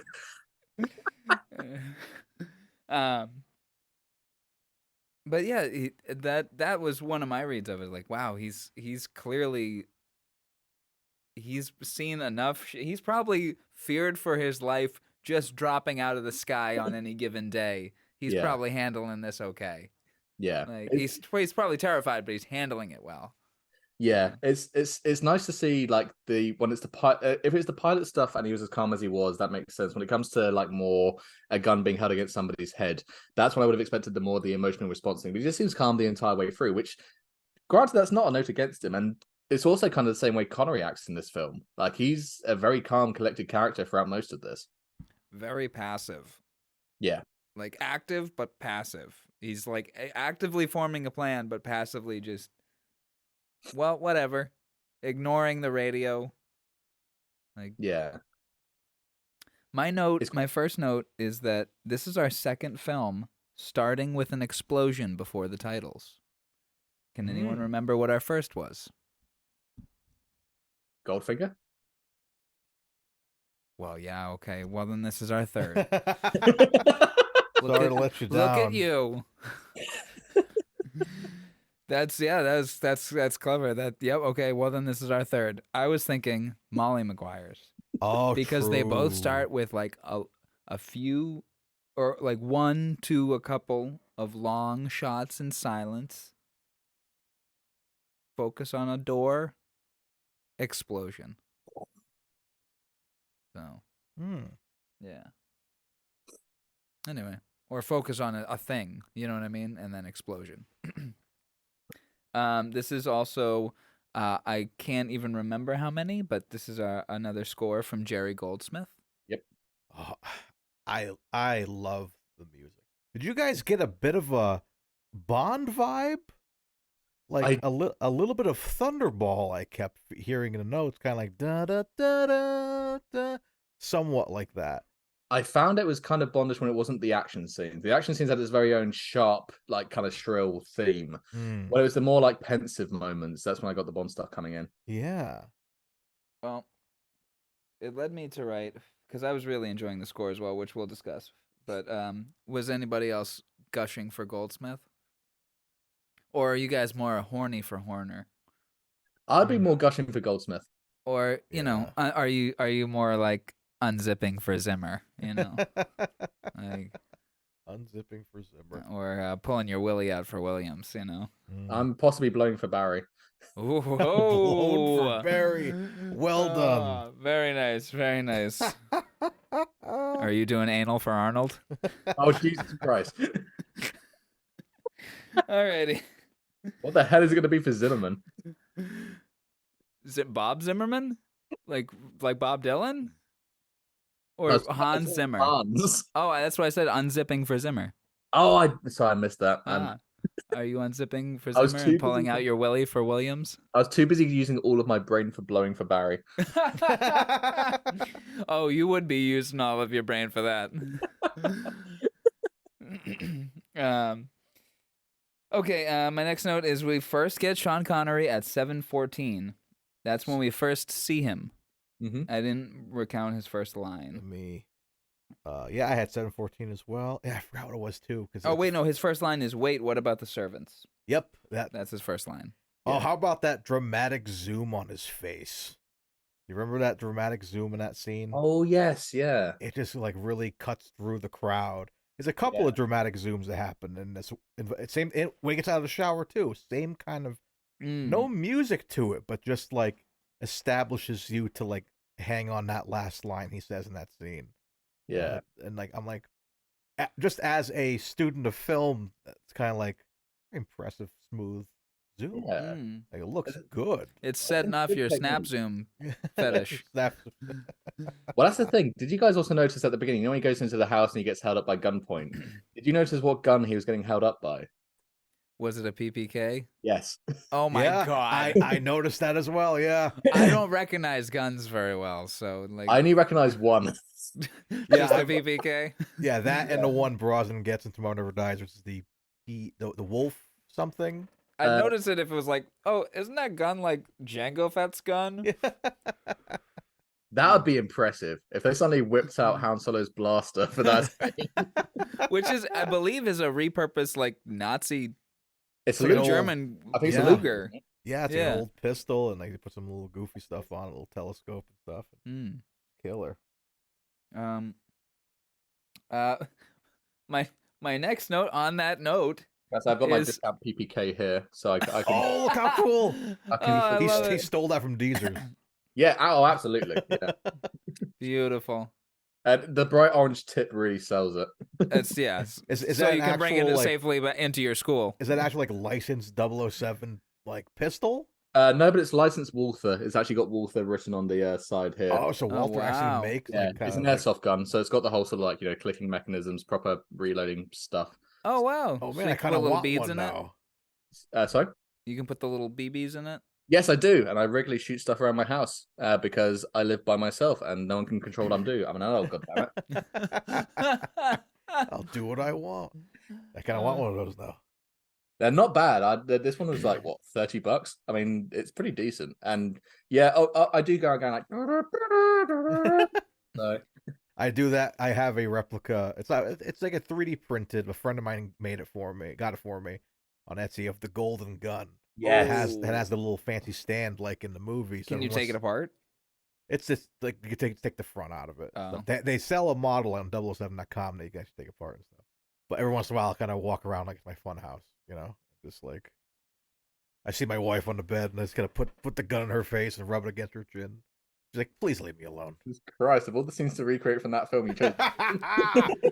Good. Well, I mean, it's better than what you Better than hire shooting that. someone in front of a You movie hire theater. that poor little person and you make them reenact all those scenes. You don't even pay them very well. It's kind of demeaning. He talks to me about it. So you come in and you put the plate down, and I'll say, "What's he have for us today?" "Ah, mushrooms." And he's like peeling mushrooms, crying. And his name is Stan. He comes over, he talks to me. He's like, Mario makes me do the French accent. It sucks. Calling me knick-knack. Yeah. Oh, that's him now. He picks up his phone. Hey, what do you want? Every time you see me, just yell for Tabasco. Well, let's make the perfect transition from this conversation into my next note. When they walk into the room with the hostages, Chancellor, Count Dooku. Yeah. That was as soon as one of them says Chancellor, Count, or what did somebody say Chancellor? Is that what it was, or was I thinking that it was because they were tied to the chair? I forget what it was, but that was my next note: Chancellor Count Dooku. I found it really weird when Sean Connery walked in and said hello there. That was that. Hello there. Your father's lightsaber, General Talbot. a weapon of the Jedi. We fought together in the Clone Wars. I cut his legs off. And one of his arms, the one that wasn't already cut off. I made sure he had no original limbs left. Go uncivilized. Then, just for good measure, I watched him get set on fire by a lava river, and then just for extra good measure, I went down and cut his head off with my lightsaber. No coming back from that one, and then I kicked the whole thing into the lava river. It was really tough because I love the guy, but after you murder a bunch of kids, it's really hard to love the guy. That would have been much too far.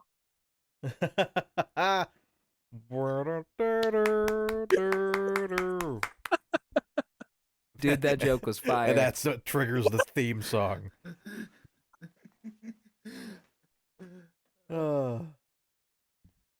I've never watched Star Wars. What is it? It's basically Outland. Yeah, it is. It's basically just a remake of Outland. Fucking George Lucas, not an original idea of his own. Star Wars is what Outland could have been. Exactly. My only other Bond reference. Wait, switch those. What's that? Outland is what Star Wars could have been. Yeah, sorry, that's what I meant. Yeah. If Star Wars had only aspired to greater heights, it could have been Outland. You guys missed out. And waited 7 more years.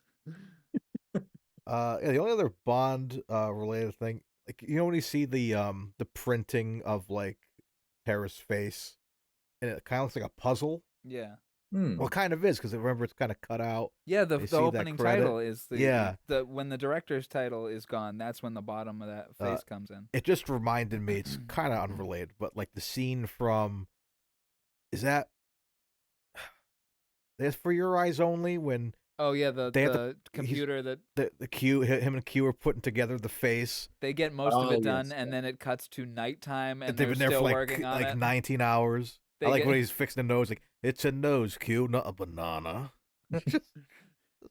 Ridiculous. And then by the time they're done, they've got a whole body, and they're like putting in all the other details. It's a penis, Q, not a banana. And it's an arm, Q, not a banana. He's like, I'm sorry, I'm just very hungry. He keeps making every limb a banana. Everything looks like a banana. You go to Q's lab. All the other files of the criminals they've apprehended are just the face is fine, but the nose and all the limbs are bananas. The elusive banana man yet again. And there's 900 of them. There's a British TV show about a superhero called Banana Man. Really? Is there really? There's a kid called Eric who lived on 123 Acacia Avenue, and every time he ate a banana, he got the strength of 10 moderately sized men.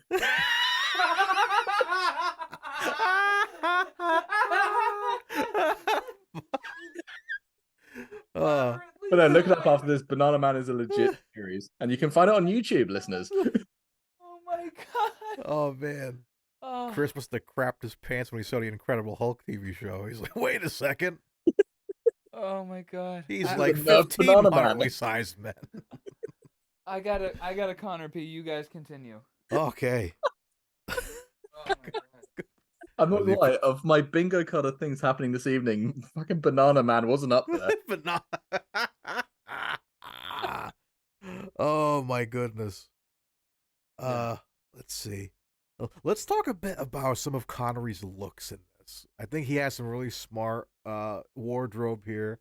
I really enjoyed that sweater and the kind of like middle act there. Very cozy. There's sleek. a very British thing in this where if they're from Scandinavia or in a cold country, they wear the hat that he wears.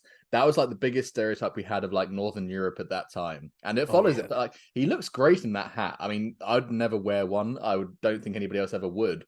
But it pulls it across well, considering he's meant to be Scandinavian, his accent clearly isn't. It does like lots of the legwork for him. That's one of the things we've kind of seen with his performances. Like we've seen him play British, obviously. Mm-hmm. I believe he also played a Middle Eastern man in, I forget what is that, The Next Man, or I forget which one it is. But he's supposed to be like Middle Eastern. He has like the whole headdress on and everything, but Yeah. it's still his regular voice. Like he does not care Yeah. what he's playing. He could be like, we need you to play like, even when he was Japanese and he only lived twice, he still like did not even try to have an accent. He's like, oh yes, konnichiwa. You know. Well, that's the thing. It's like in Untouchables, when he's like, this is the Irish policeman, and he's still the same Scottish accent. Why the hell did they just make the character Scottish? I know it's not true to life, but Jesus Christ. Yeah, it's like no matter what he's given, he's always going to have that accent. Like he refuses to do. There was a couple of movies we saw. He was like kind of doing a slightly different accent, but even in what's the one? What's the one? He's the rug cleaner in the beginning, and he's like, it's kind of funny. Samson Shillito in A Fine Madness. Fine Madness, where he's like, he was kind of doing the Brooklyn thing. Not even for a second. but Not like- even for a second. But like not even. It's like if Sean Connery's like, hey, let me get myself a pizza pie. You know, it's like It he's works though not even because trying. in the New York environment, especially in the year that it was filmed in '65, like he feels like an immigrant. Yeah. Like he emigrated maybe 10 years before. You know? Walking here. Which also because he's like down on his luck and he has real trouble fitting in society, which could be a symptom of being an immigrant. Yeah. So, I can see that. yeah. But yeah, no, not a very good Scandinavian accent in this one. I Not at all. don't buy him from being Denmark, the fake country, Sweden, the also fake country. Let's see. Fake news.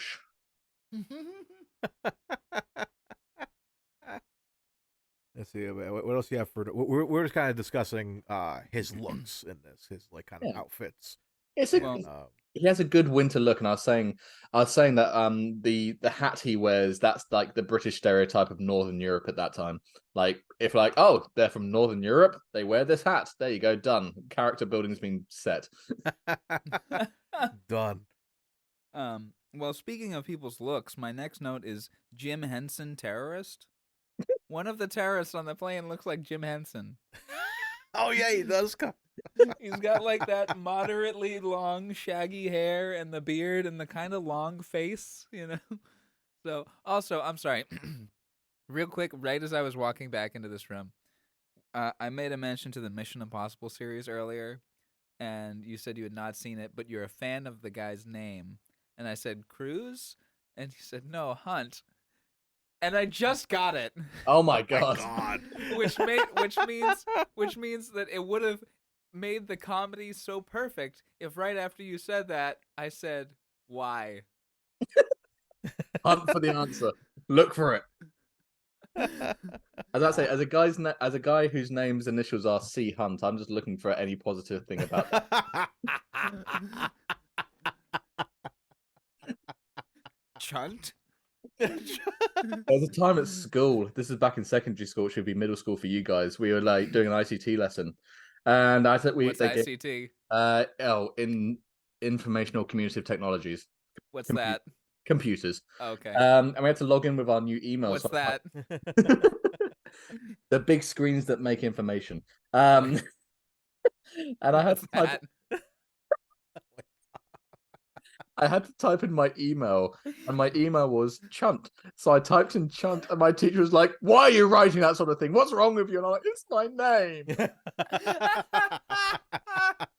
What's that? What's that? Oh, Okay. It's not as bad as my friend Frederick Acker.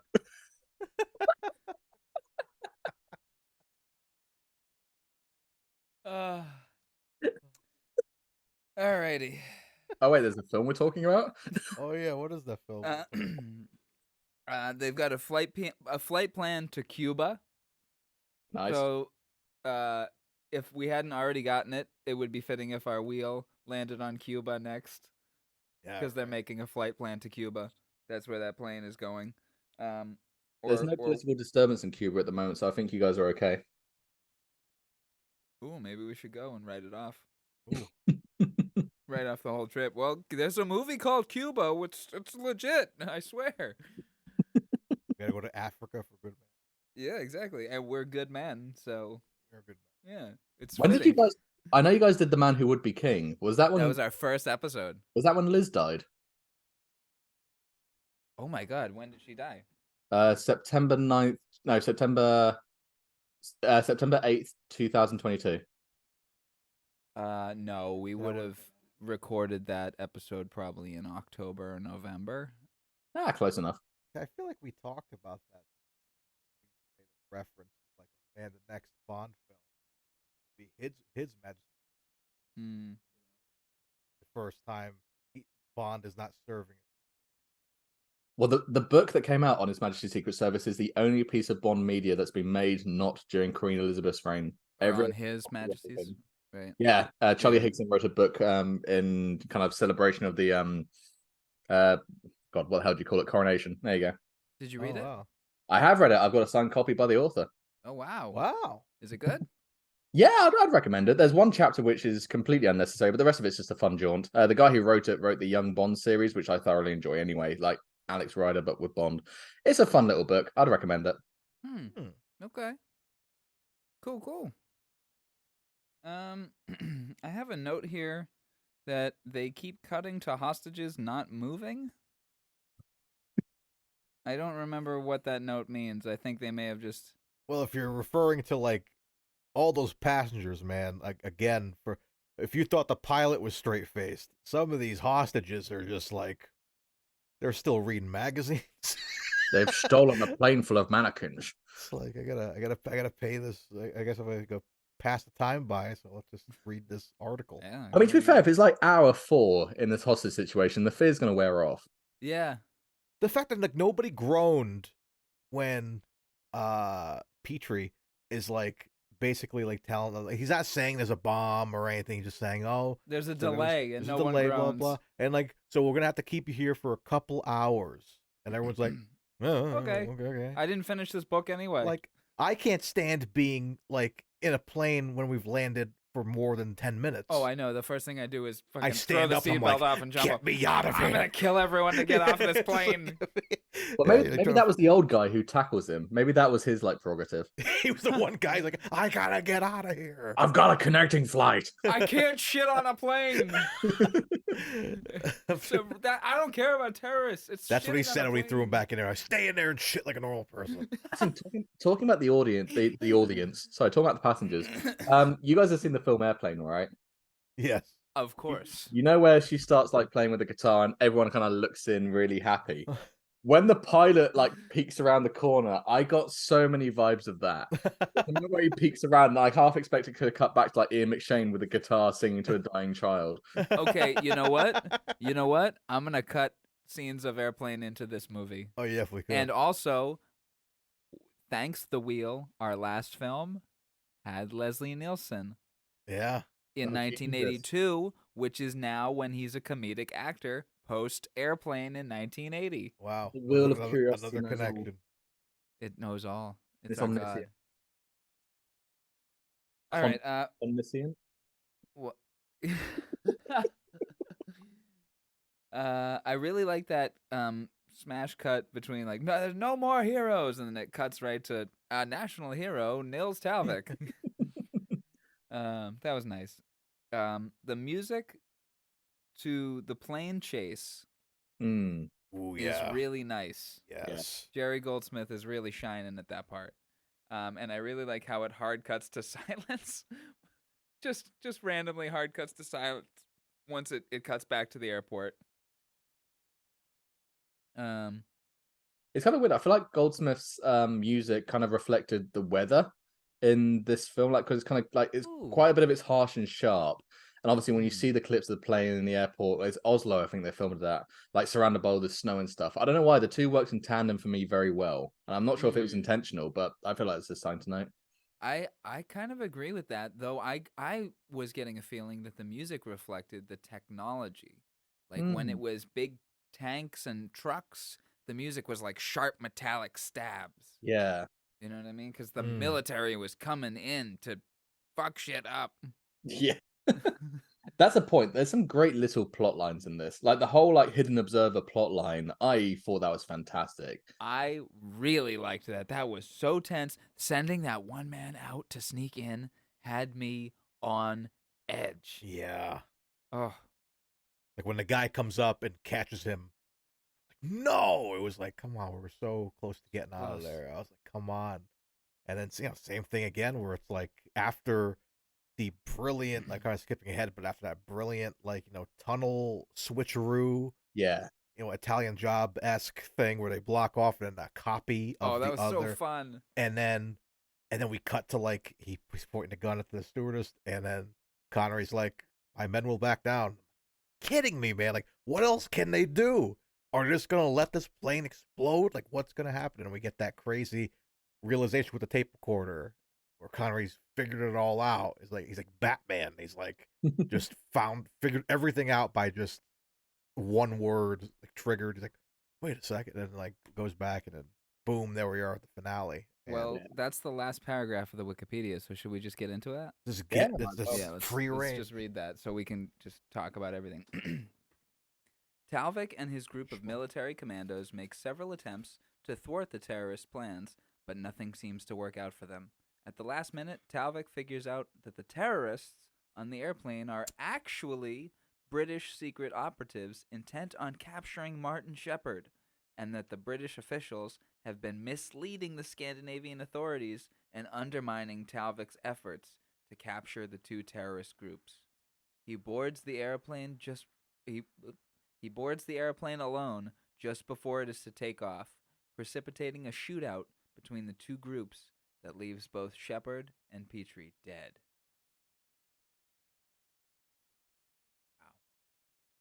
Wow. Also, I just realized this is also our second film in a row where the poster has Connery pointing a weapon out of a circle towards the viewer.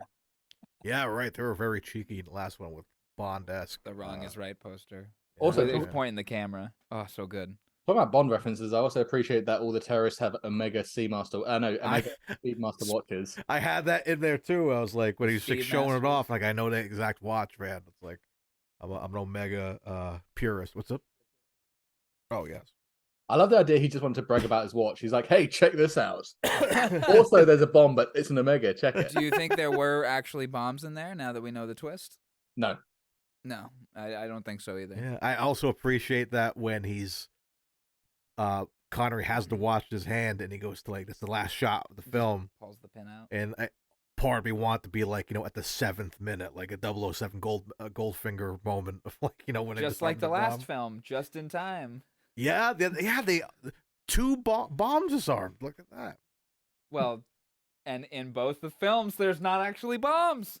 But I don't know, because there was a little bit of a gunk on the thing when you pull it out. Oh, that's watch juice. That's how they Yeah. run. Watch, Don't you juice? know? It was a liquid crystal display. Oh. Hey. Uh, Nice. I from watching that film, the first time I watched it, I remember being like, oh, the twist is there were no bombs. Like that's something that stuck with me the first time I watched that. Because I was wondering the twist was going to be that there was, because they said at one point, they're like, he was trying to figure it out. I thought they were like, they were leading to, there was no ammo in the guns because everyone's saying like, oh, if you bring somebody else back here, they're going to get shot. So I'm thinking they might not have any ammo in their guns. But then we find out later, Oh, yeah, they very much did have loaded guns. That's why I thought they were going at, like, maybe they're just fibbing. They have no intention of killing anybody. They just want to get them on the plane and get out of there. It was So, tense. as Connery was figuring out the twist, so let's for the audience, the twist is that the hijackers of the plane are actually British Secret Service, Mhm. and they're hijacking the plane as a front to get those other terrorists that are holding the Chancellor hostage to get onto that plane, and then they're going to arrest the terrorists there. Now, so that's the ultimate twist. Connery figures it out. Did it take you guys a little bit to figure out what he had figured out? Yeah, it took a bit. It took a bit because you get like the shots where like clearly some mental work has happened there, and then the audience is meant to figure it out. And it takes a bit because the ending is The ending's probably the weakest part of the film. It's quite anticlimactic, so you don't have much time to ponder on it before it kind of happens. So I found that a bit. I don't think they should have inserted anything to make it more apparent. Like you're able to get there yourself eventually. The issue is the film finishes before you figure that out, and it makes the ending anticlimactic when you're not fully aware of it because you're still trying to figure it out yourself. You just phrased it so perfectly because I was trying to think of why it didn't. Like, I had to read the Wikipedia shortly afterwards to go, oh, that is what was happening. It was a plan, but like, you didn't, it wasn't necessary. No, you could have just lied. The only communication was on the fucking phone. Yeah. You could have just lied. Just say, get to the airport. When they get to the airport, arrested. Boom, done. Plane's here. We're ready to go. That plan that you were talking about, it's good to go. Just get to the airport. You've already got an inside man. If Petrie is a cop that is your inside man, you don't need to hold up a fucking plane. What happened if one of those people on the plane was like a fucking Black Ops Marine and just, neck pinches all of them and just puts them all down in 15 seconds? He's also Vulcan. yeah.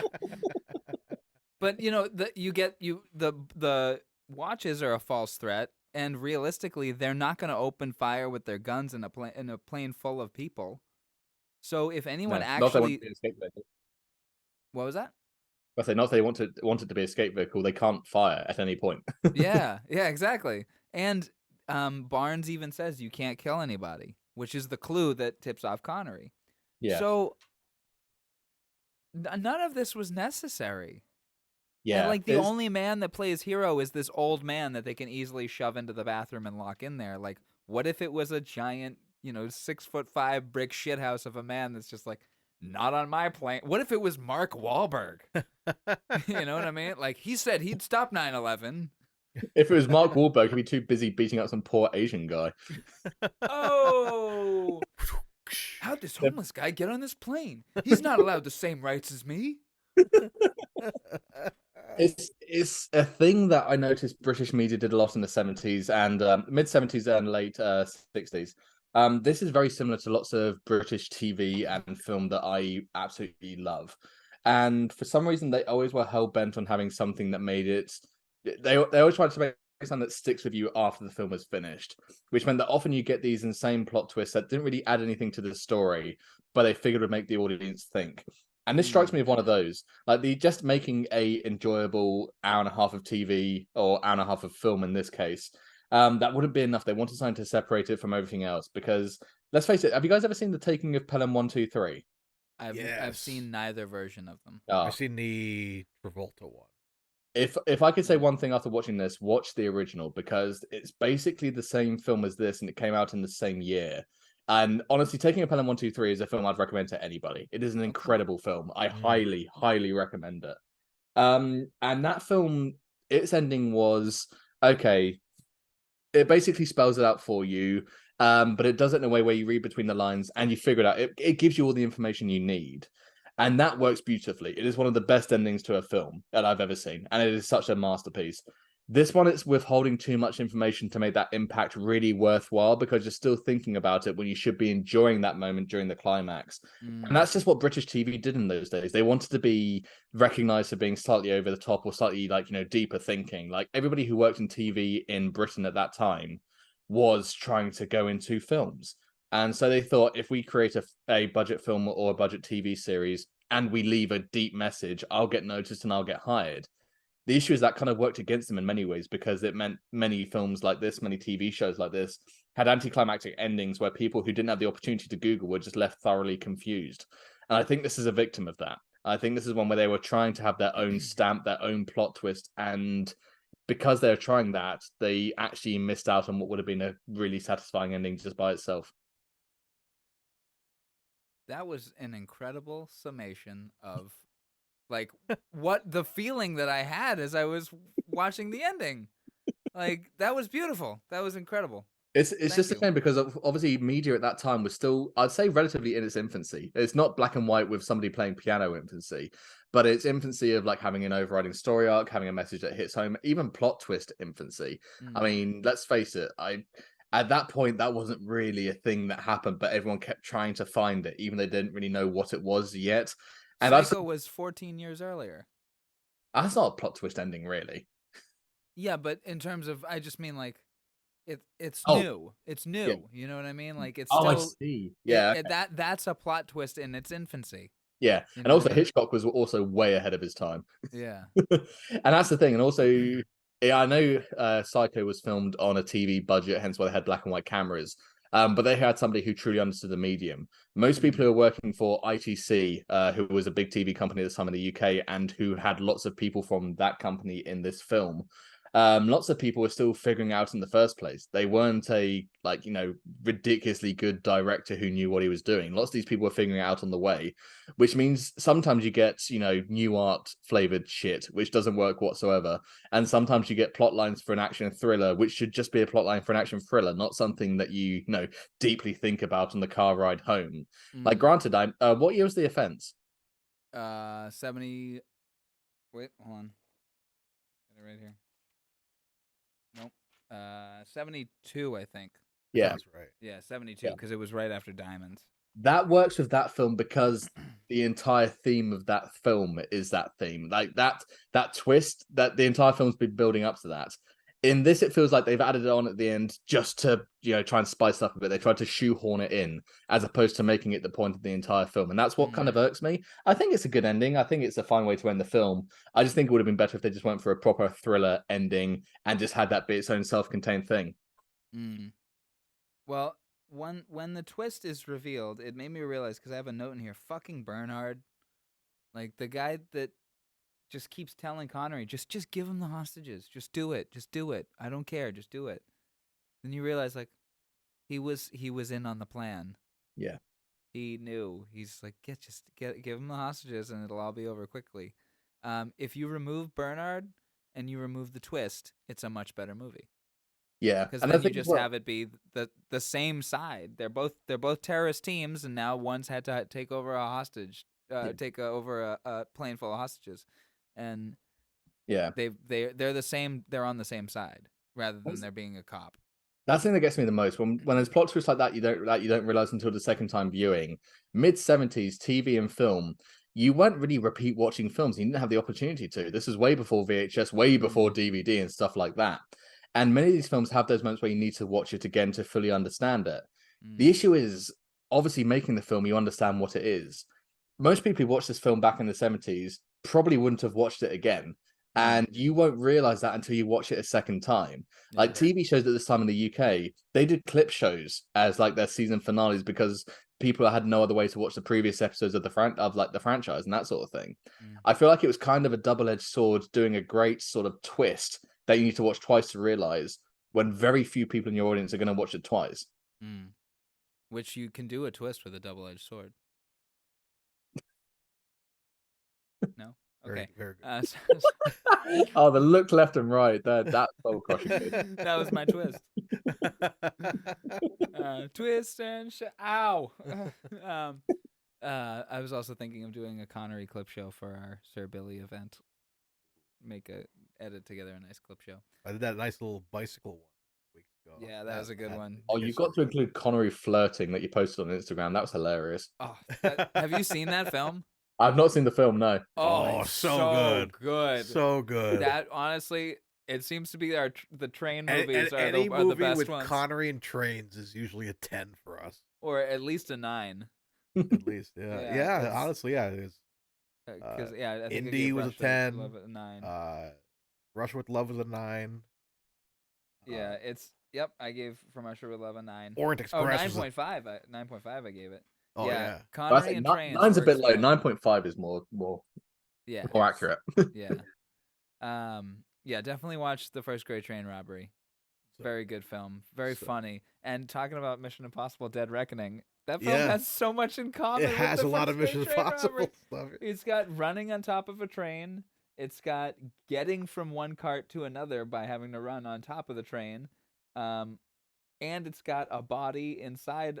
They smuggle a body inside of a train via a big long box. Yeah. So Oh man. yeah, and Yeah. there's a key and a submarine. I'm just Those sound kidding. like Octopussy to me. Ugh. Well, you know what's crazy is First Grade Train Robbery was 1974, and Octopussy was 1983, and the train stuff in Octopussy is pathetic in comparison to yeah. the train stuff in the First Grade Train Robbery. I've seen the clips of it. That's some mastery. Right? Oh, do you saw our Mission Impossible clips? I've not seen Uh, Mission Impossible clips. I've just seen the clips of both films in part. I've seen Mission Impossible 1, I think. Oh no, I took the Great Train Robbery clip where Connery is running on top of the train, and I put Mission Impossible music to it and shared it to our social. Oh, nice.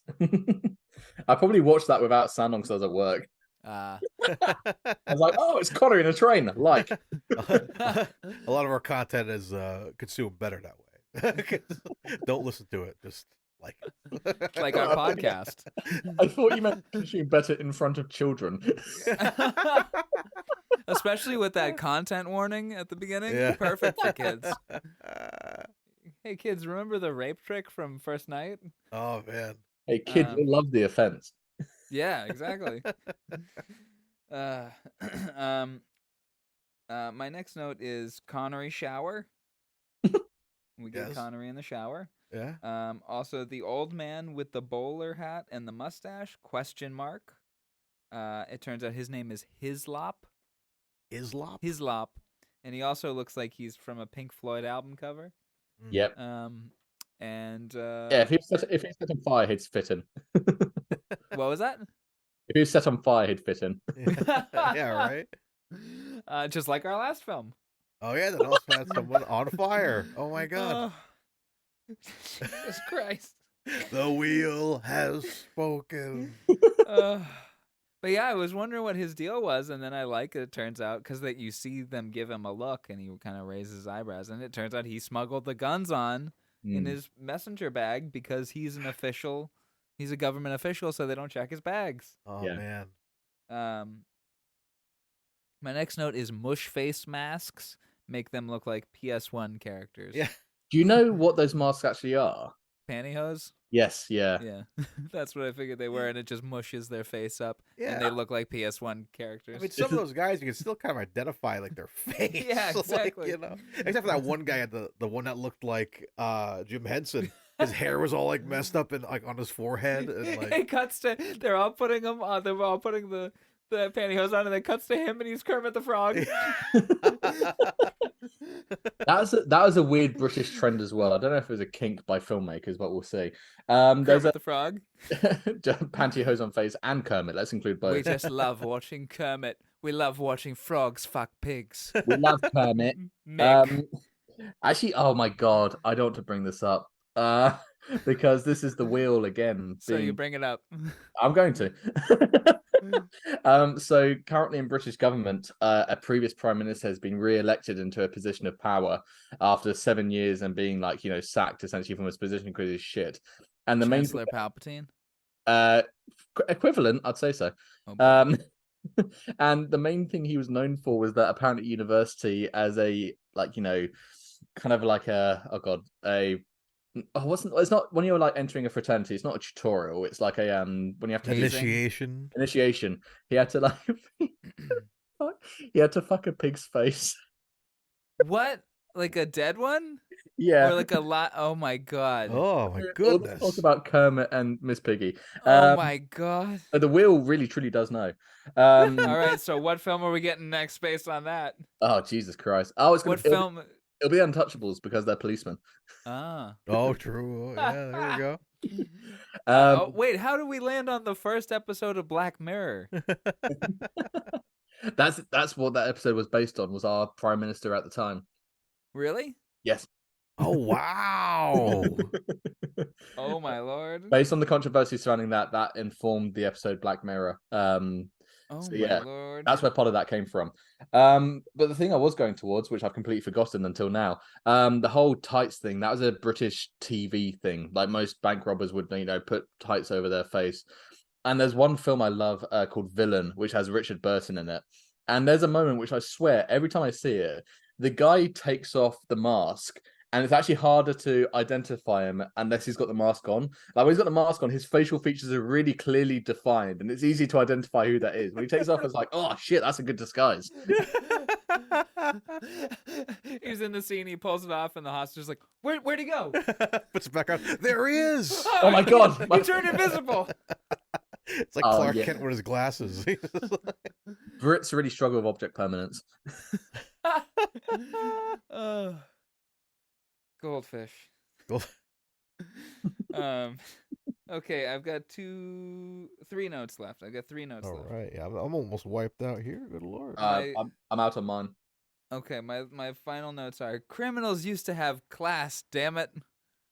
Oh, Ian McShane's These got class. criminals have what? Ian McShane's got class in there. That's what I'm saying. Oh, I see. Oh, yeah, criminals then they used to have some class. Damn it! Yeah, no, But, I agree. But a criminal here was like, it seemed like a fancy thing to do. Like, oh, I'm going to hold up a plane. I say that. High society. I say Literally. Jolly good. Oh my god. A mile high society. Have you ever been on the 50-mile-an-hour club? That's from First Grade Train Robbery. Oh yes, the 50-mile-an-hour club. Okay, my next note is that when Connery is driving the little buggy out to the plane, that's when you get the dun dun dun dun dun dun dun. Okay. Second time in a row to our last film where he's driving a fun little vehicle. Yes. His last one, he had that little. It was like a. What do you call that? It was like the land yacht. Yeah, land yacht. We had like it was like a little go kart with a sail, and he was just like narrating what he was seeing, and it was just like very, very Tatooine. You know, it was very. The city of Edinburgh. Yeah, very Edinburgh too. Scandinavia, a hive of scum and villainy. You'll never see a more rash and vicious place of scum. These aren't the terrorists you're looking for. You'll never find a more wretched hive of scum and villainy. We must be cautious. We must be what? Cautious. No cargo, just me and these 2 droids. And no questions asked. He would have been great in Star Wars. He would have been so good as Obi-Wan or Tarkin. Yeah, or like... I think he would have been a better Tarkin. Yeah. Yeah. How old we? Okay, yeah, 77. So he would have been... It would have been 3 years after this film. So he would have been 37. He wouldn't... 47. 37. He wouldn't look old enough. Grand Moff Tarkin, I don't know if it's because Peter Cushing did it so well, needed to look old. Yeah, he kind of he's like walking around in his little slippers, all that, all comfortable and stuff. I could see him as being. I'll play the Emperor. Emperor? Who could you see him being? I'm sorry. Like I don't know, like maybe even Luke. Like I was trying to go to Tashi Station for some power converters. For God's sakes, Uncle Owen. There's nothing to do around here since Biggs and Tank left. Why did that one work so well? It's the simple stuff, man. That always kills me. I want to hear. I want to hear him talking to. With the blast shield down, I can't even see. How am I supposed to fight? I want to see him talking to Bib Fortune outside Jabba's palace. Like, would offer him these 2 droids. Jabba, please make a deal. Jabba, no Jabba, bother. please make a deal with me. I'd really appreciate it. If I could have my friend back. He's in that ice box, you see. Which is made out of chocolate at this point. Exactly, yes. Hey, delicious. Max Rebo, stop licking it. With your little weird suction cup hands. I said, would it be the sort of thing Chewie starts licking it and dies because he's half dog? Oh my god. Oh, no. So, Star Wars. my final note, I gotta turn to the IMDb trivia here. But I'm not glad I've got one note after this too. Oh, go ahead and share it. Oh, one I've got, and this is, I know I've harped on about 60s and 70s British TV and film, but this is something that's a deep interest of mine. I love how bizarrely small moments can seem massive. And do you know the moment where they realize that the bus has been switched and they yell that over the radio, and you have a It's been second, switched. yeah, you have a second of them being like, "Shit, the terrorist here." That's such a great little twist. Like, not it's not a twist. It's a great little moment. A And moment of suspense. it's a moment of suspense that was so budget friendly. Yes. And these films like this and TV shows like this always did it really well. And this was a prime example of it. Just one thing that didn't need to necessarily be a dramatic, tense moment, but in that moment you're like on edge for just a second. One line delivered very well. Yeah. Creates all the tension. Yeah. Three words. Yeah. Again, that scene is a highlight of the film for me. And then when you realize he's in on it the whole time, like you realize like, oh, he's alerting them. Yeah. To the situation. Yep. Ah. Oh, it's clever. It's clever. I have one more goofy note too.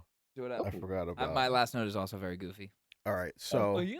when we see, the ambassador, like sitting, Connery's like, "Where's the ambassador?" And he goes to the back, and he's like, he's got a face, he has like a eye mask over, right? Yeah. Yes. I remember his face was covered. He's got a at some COVID point. mask on too. Like, yeah.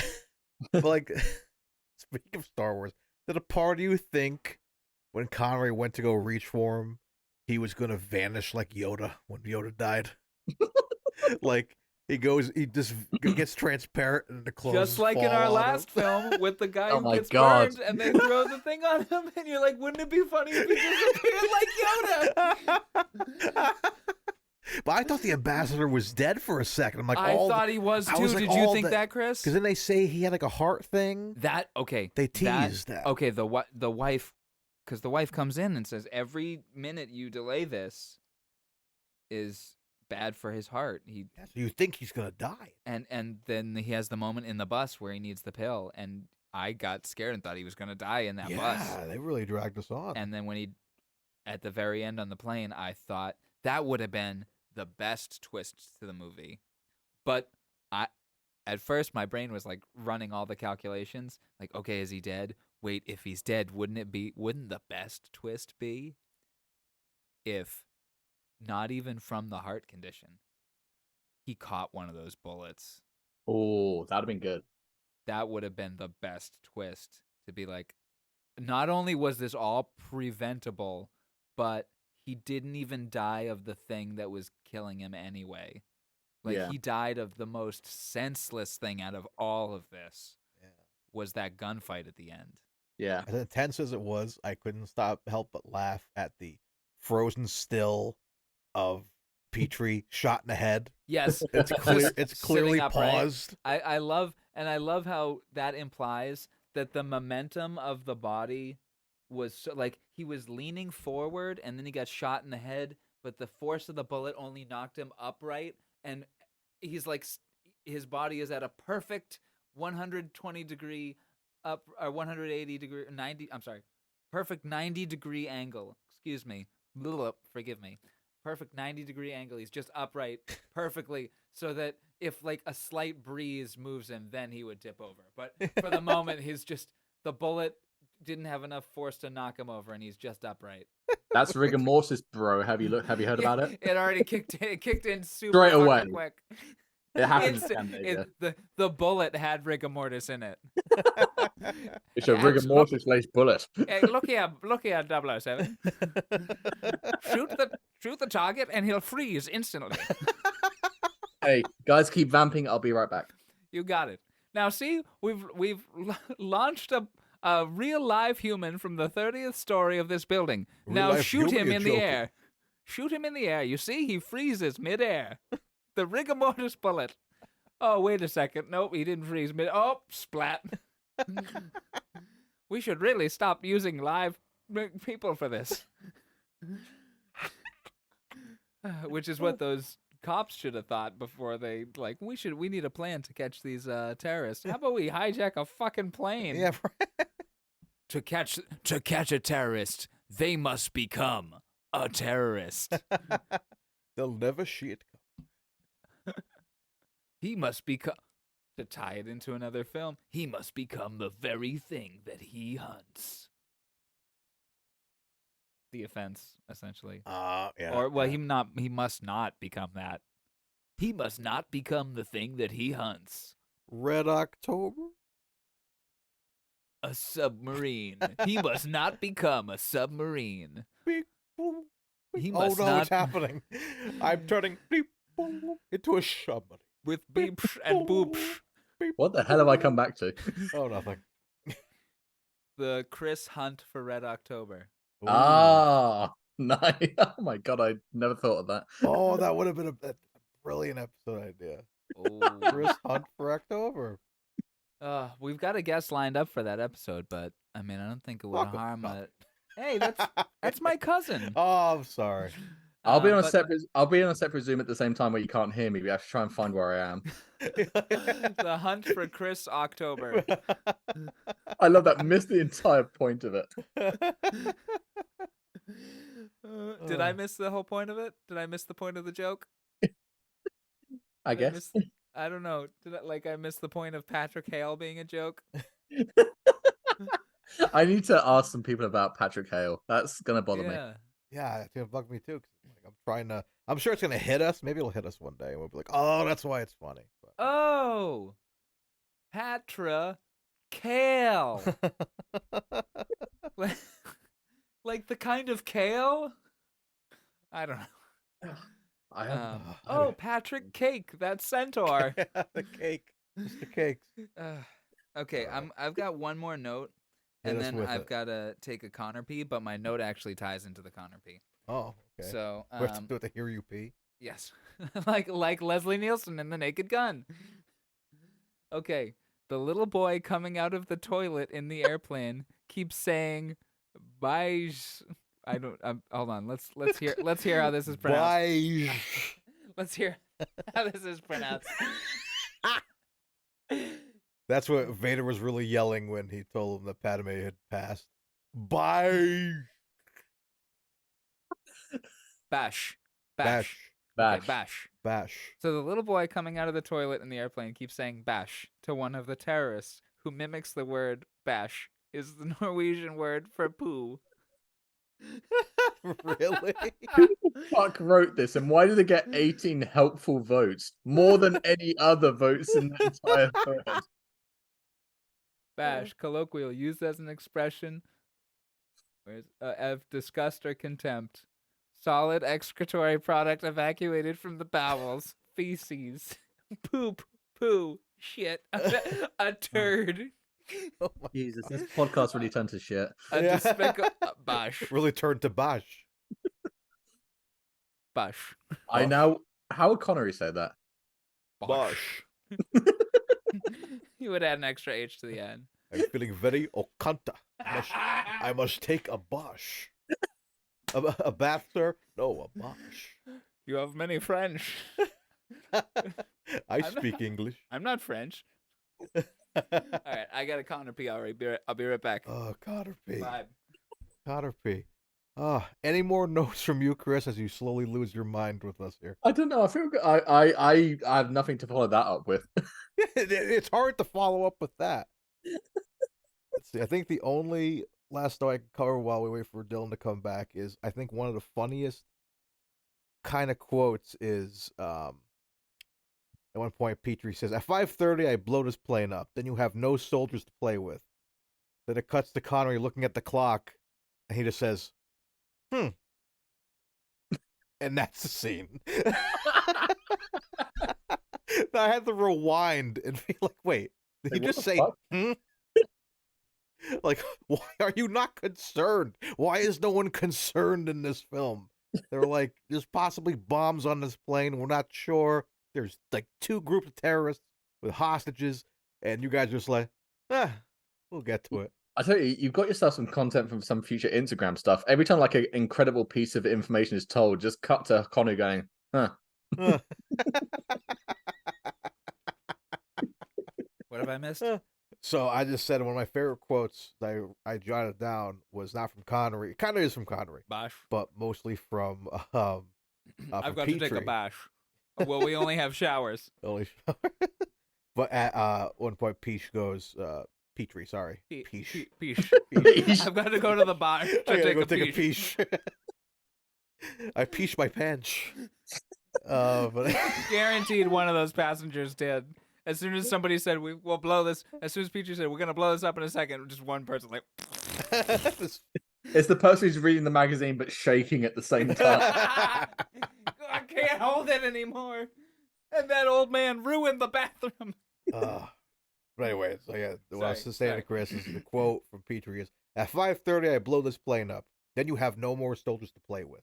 And then it cuts to Connery looking at the clock, and it says, "Hmm." And the scene ends. That's his reaction to so many things in this movie. Yeah, It's he's just like, passivity. yeah, Like, Yeah.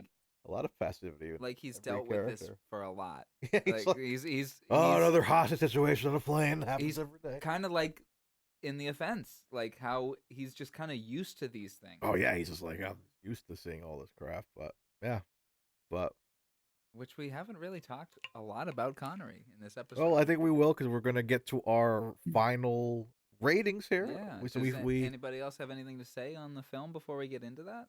Bish. I think Bash. I would posh. I was gonna say it's a thoroughly the way I've summed this film up is it's a rainy Sunday afternoon and you just put this film on. It's one of those yeah. one of those styles of films for me. Ooh, that is a good description. Or a winter day because of the snow in this movie. Exactly. Yeah, Right. it's a lazy afternoon film. You don't need to go too in depth with it. You just watch it and have a good time. I thoroughly enjoy this film. Mm. Same. Same. Yeah. Very good. So I think that that's Yeah. it. So that was The Terrorist or Ransom. Ransom. depending on- Which is a better title? Should we discuss that? I prefer Ransom. I think Ransom is better. I think The Terrorist is a better title. I don't know, I feel like it's too on the nose. Like Ransom's a little slightly more vague. I don't know. But given that there's no money, there's not really a ransom. You Oh, know, 'cause the ransom is human life, right? Yeah. Okay. But that's usually what a ransom implies, like money for the human life. I think the thing that spoils it slightly is the fact there was a very popular film called Ransom by Mel Gibson. If Yeah. that film didn't exist, it might change the perception of this title slightly. Yeah, I Very think I true. like The Terrorist better as a title myself. Hmm. The Terrorist sounds like a TV show episode. It does. Or a TV show. Yeah, that too. Yeah. Which it actually sounds like a very British TV show. Yeah. So, It'd be, oh, I say. like like The Prisoner. or Oh, something. such a good fucking series. Yeah, I need to watch it. Dude, the McGowan fucking memories, I don't know. The guy who's in that is called Patrick McGowan. Oh, okay. Oh. Oh, yeah, no. If you guys ever watched The Prisoner, I made a short film about myself in that. So when you watch, Really? grant you access to that series. Okay. Okay. Ooh, okay. Hell yeah. I'm gonna make a little note in the episode right now just so I remember that. Ooh, If you Okay. if you watch episode 1, that's all the context you need for the episode I made. Okay. Hell yeah. You Ooh, made your okay. own episode of the show. Yeah. I remade it, and I remade the entire intro sequence as well. With it's a shot-for-shot remake with me where I lived back in the UK, and the entire The Prisoner was a big thing for me and my dad specifically. And one day, whilst hammered at like 1 o'clock in the morning, we're like, we should remake the series, and we're like, okay, sure. And next day we went to an airfield, shot certain scenes, and just remade the entire intro. We remade the entire intro shot for shot, and then crafted our own episode. Wow. Oh, how fun. Oh man. Yeah, we gotta see that. Yes. Yeah, no, I'll keep yes. that in the loop. So watch the first episode and then hit you up, you said? Absolutely. Okay. You All got it. right. But okay, so yeah, so that was The Terrorist or Ransom, depending on what country you're in. So after our discussion, before we spin the wheel and say goodnight, we like to do our final scores, not just of the man himself and the film itself. We also like to rate the score of the musical score, the if the SHs, the sexiness rating. Am I missing something? Sean and the film. In the Sean film. Right. Those are all of them. Yes. I've done a show before. So yes, we're gonna go around the horn here and do our Horny for Horner. horny for horners. Which we start with first, the SHing. I think we should. That's what we normally start with. All right, so I think we'll go guess first. Yeah. Chris, Mhm. you're up first. Does the SH scale of 1 to 10 from Connery? It's weird. Connery in this has more of his open vowel words. Like, you know, when there's the scene when it's like, oh, if we let this happen, there'll be a terrorist attack next week and the week after that. It's his that, which is stronger as opposed to his shush.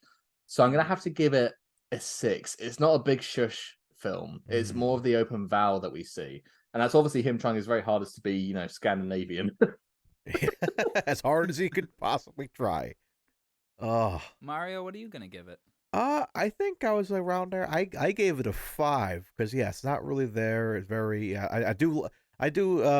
I'm very fond of this version of his voice where he does kind of enunciate those certain words like that, very big vowels and whatnot. So yeah, so what not very thick there. So I a solid 5 from me. Alrighty.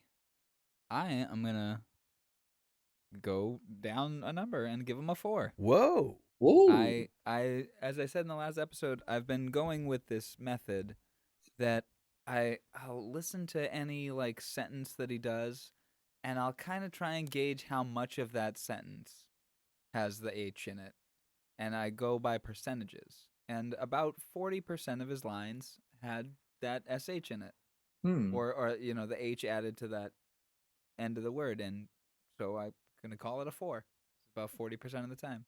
Fair play. Okay. Okay, so our next rating will be our sexy rating. Oh shit.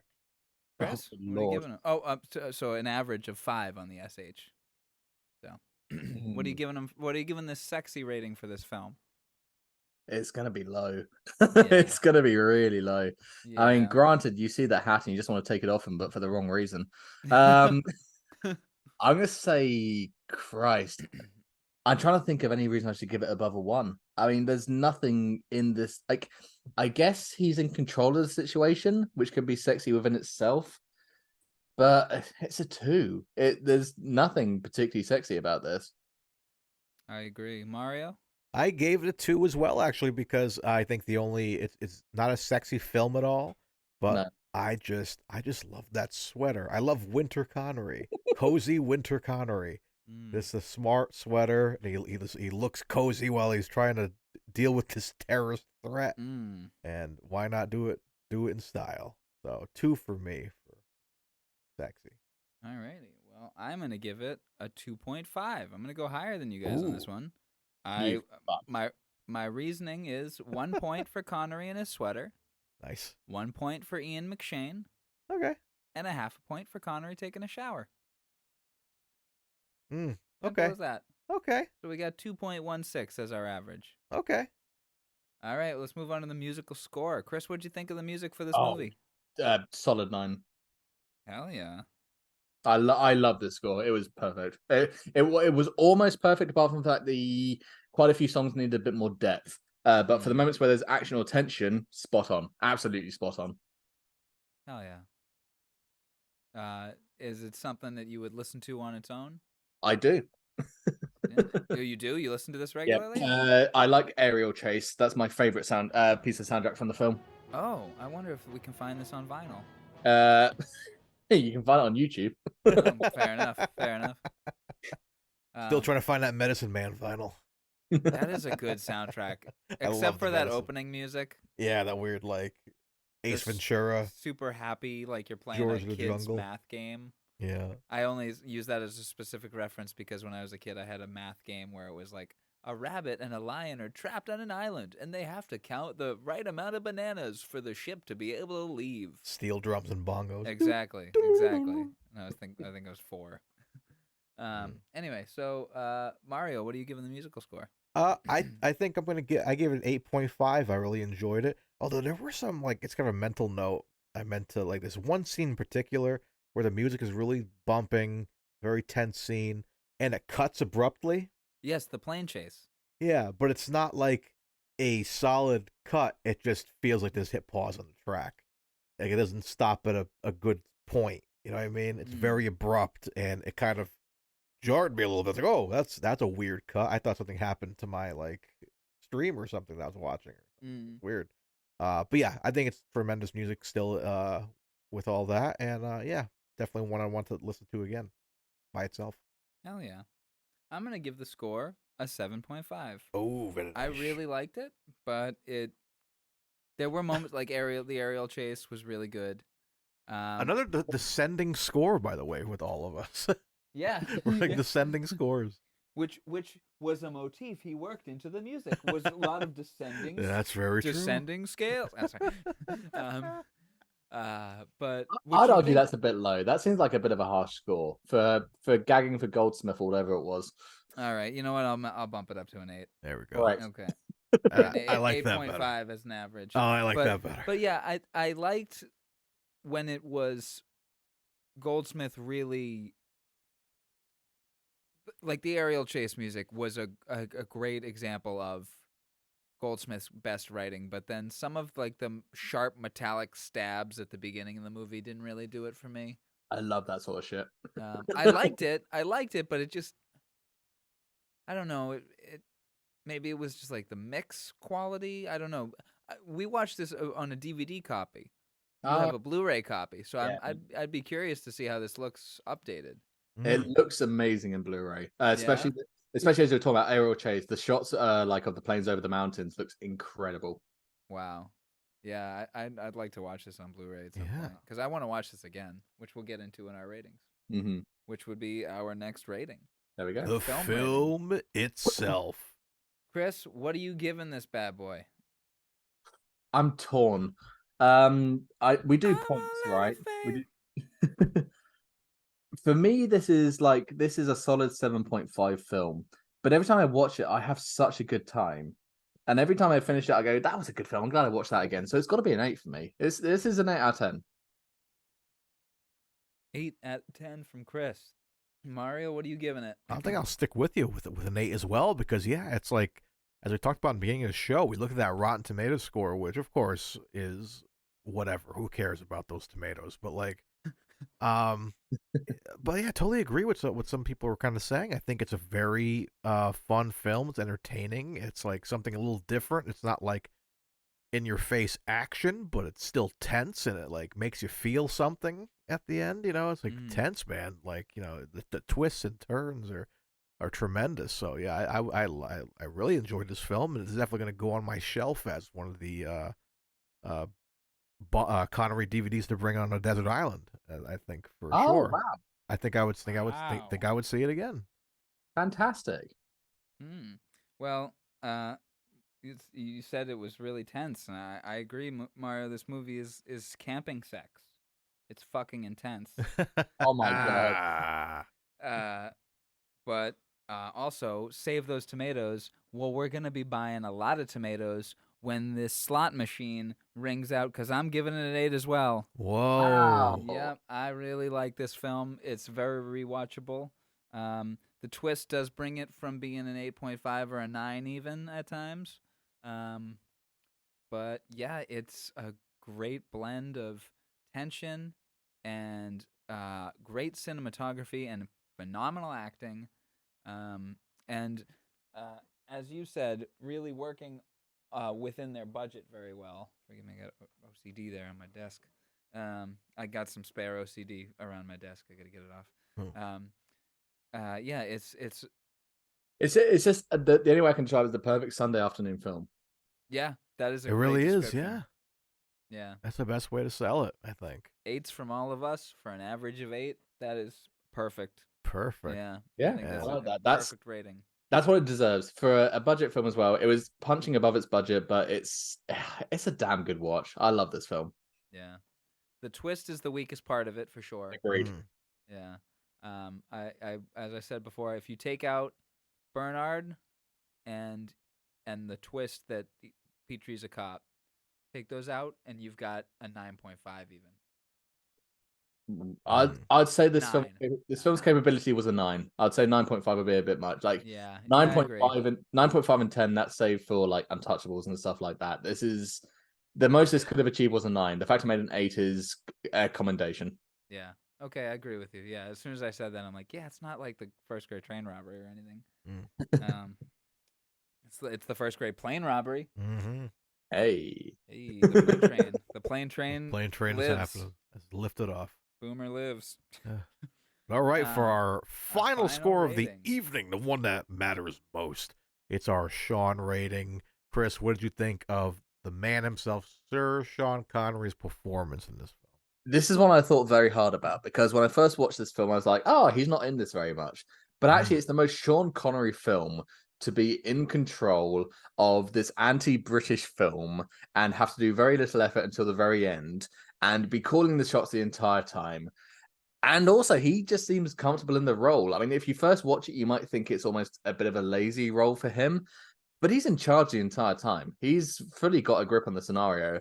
So for me, as a Sean rating, it's a 9. It's a fantastic Sean Connery film. He is in charge the entire time. He's got all of it in the palm of his hand, and it's not his film by any means, but the role he plays in it, he does exactly as it needed to be. It's not a 10 because I don't feel like he goes above and beyond, but I don't know. It's a damn good Sean film. Damn. Mario? Yeah, I went with 8.5. I do think he's tremendous in this, but like, yeah, like there's a lot of like, it's not a Sean movie, like Chris said, and yeah, we don't. Sometimes we kind of forget it's a Sean movie. I'm like, oh, that's right, he's in this, because I kind of got stolen away a little bit by Ian McShane. McShane. Oh, I'm like, if this was the McShane Memories podcast, he Memories would of McShane. oh yeah, it'd be a solid 10. Something we didn't touch on. Ian McShane is so bloody good in this film. Oh, He is yeah. such a good villain. We barely talked incredible. about him. Yeah, he is. Ian McShane he's the most watchable part of this film, which is saying something when you got Sean Connery and his Tour de Force era. But yeah, if this was an Ian podcast, he'd be 10 out of 10. And he has way more lines than Connery too. And that's the thing. When you've got way more lines, you've also got to consider there's way more lanes you can fuck up. He nails every single one. Exactly, and savors each one too. So like he really wrings everything out of each line that he can. He also wrings it out of when he's not talking. Like when they realize that the switch has happened, his reaction is perfect. Oh yeah, all in the eyes. Yeah. Yeah. Also, did you think it was necessary for the switch bus for them also to be holding guns to the actors while they were driving? It's like, yeah, I know we got to keep up this appearance, but we're not there yet. I'm getting into character. I don't think we need to do this until like we get out of the van. Like, yeah, well, I like it. I like holding guns to people. Oh Sorry. man, and how like frustrated were you when he's like, "Hey, Mike, take care of that van," and two of them turn around and then they realize you're not Mike, and then that's how that all gets busted. I'm like, come on, man. Or it's like we don't have anyone in our gang named Mike. Who's Mike? Mike called in sick today. I'm really sorry, guys. Is it okay if I pop off for just 5 minutes? I'll be back in just a second. Yes. Oh yeah, sure. Yes, thank you. My apologies. You're good. Oh, no worries.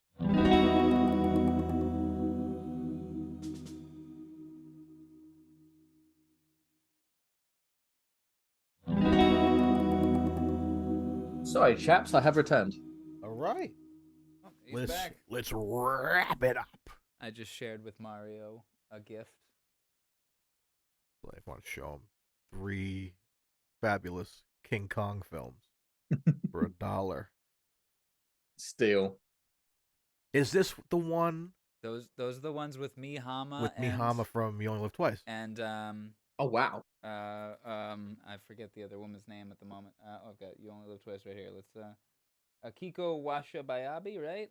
Yes. Am I right? Yep. Yeah, you'll have to listen to Akiko Wakabayashi. There we go. You have to listen to that episode, Chris. So we discussed that on the You Only Live Twice episode. There's like this crazy trivia about the actresses who played Kissy Suzuki and what was the other one? Oh God, Christ. Aki. I'm far. Aki. I'm far too drunk to figure that out.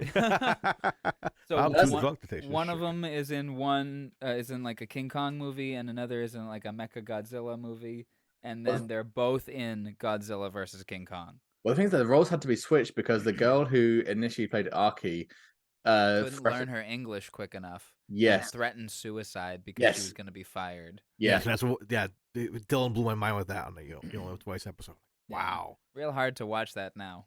Yeah, it's a different movie going experience now. Yeah. He's got a face like a pig. Could you imagine that in like any other movie? It'd be like Schindler's List. Yeah, like Liam Neeson just couldn't get the accent down quick enough, and he threatened to kill himself because Spielberg was having doubts.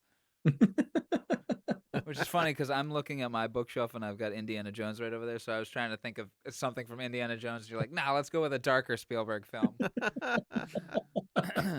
Because I was Jaws, the shark couldn't swim. Oh, yeah, they got a fake one. the fake shark was gonna kill itself. Bruce was fucked. My brain went to Short Round.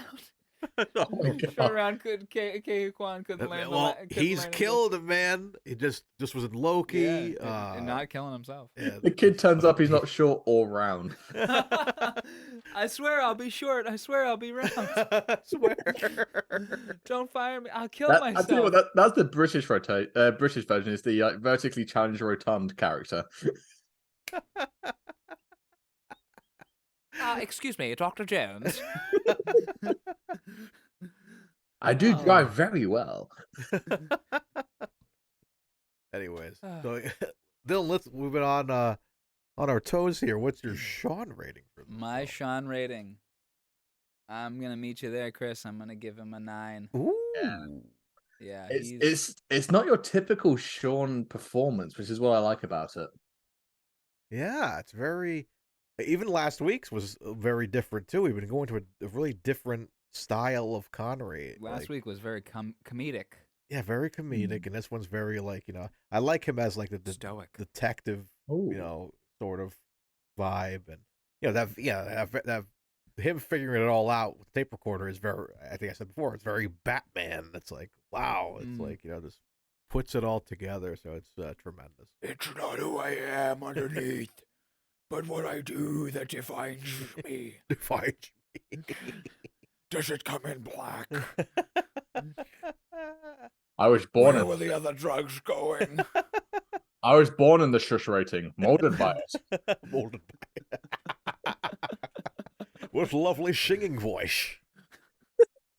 Yeah, when I first saw that, I was like, is Tom Hardy trying to do Connery in this? I remember laughing out loud in the theater. I'm like, what? That's his voice, Bane's voice. Well, I mean, How inconceivable.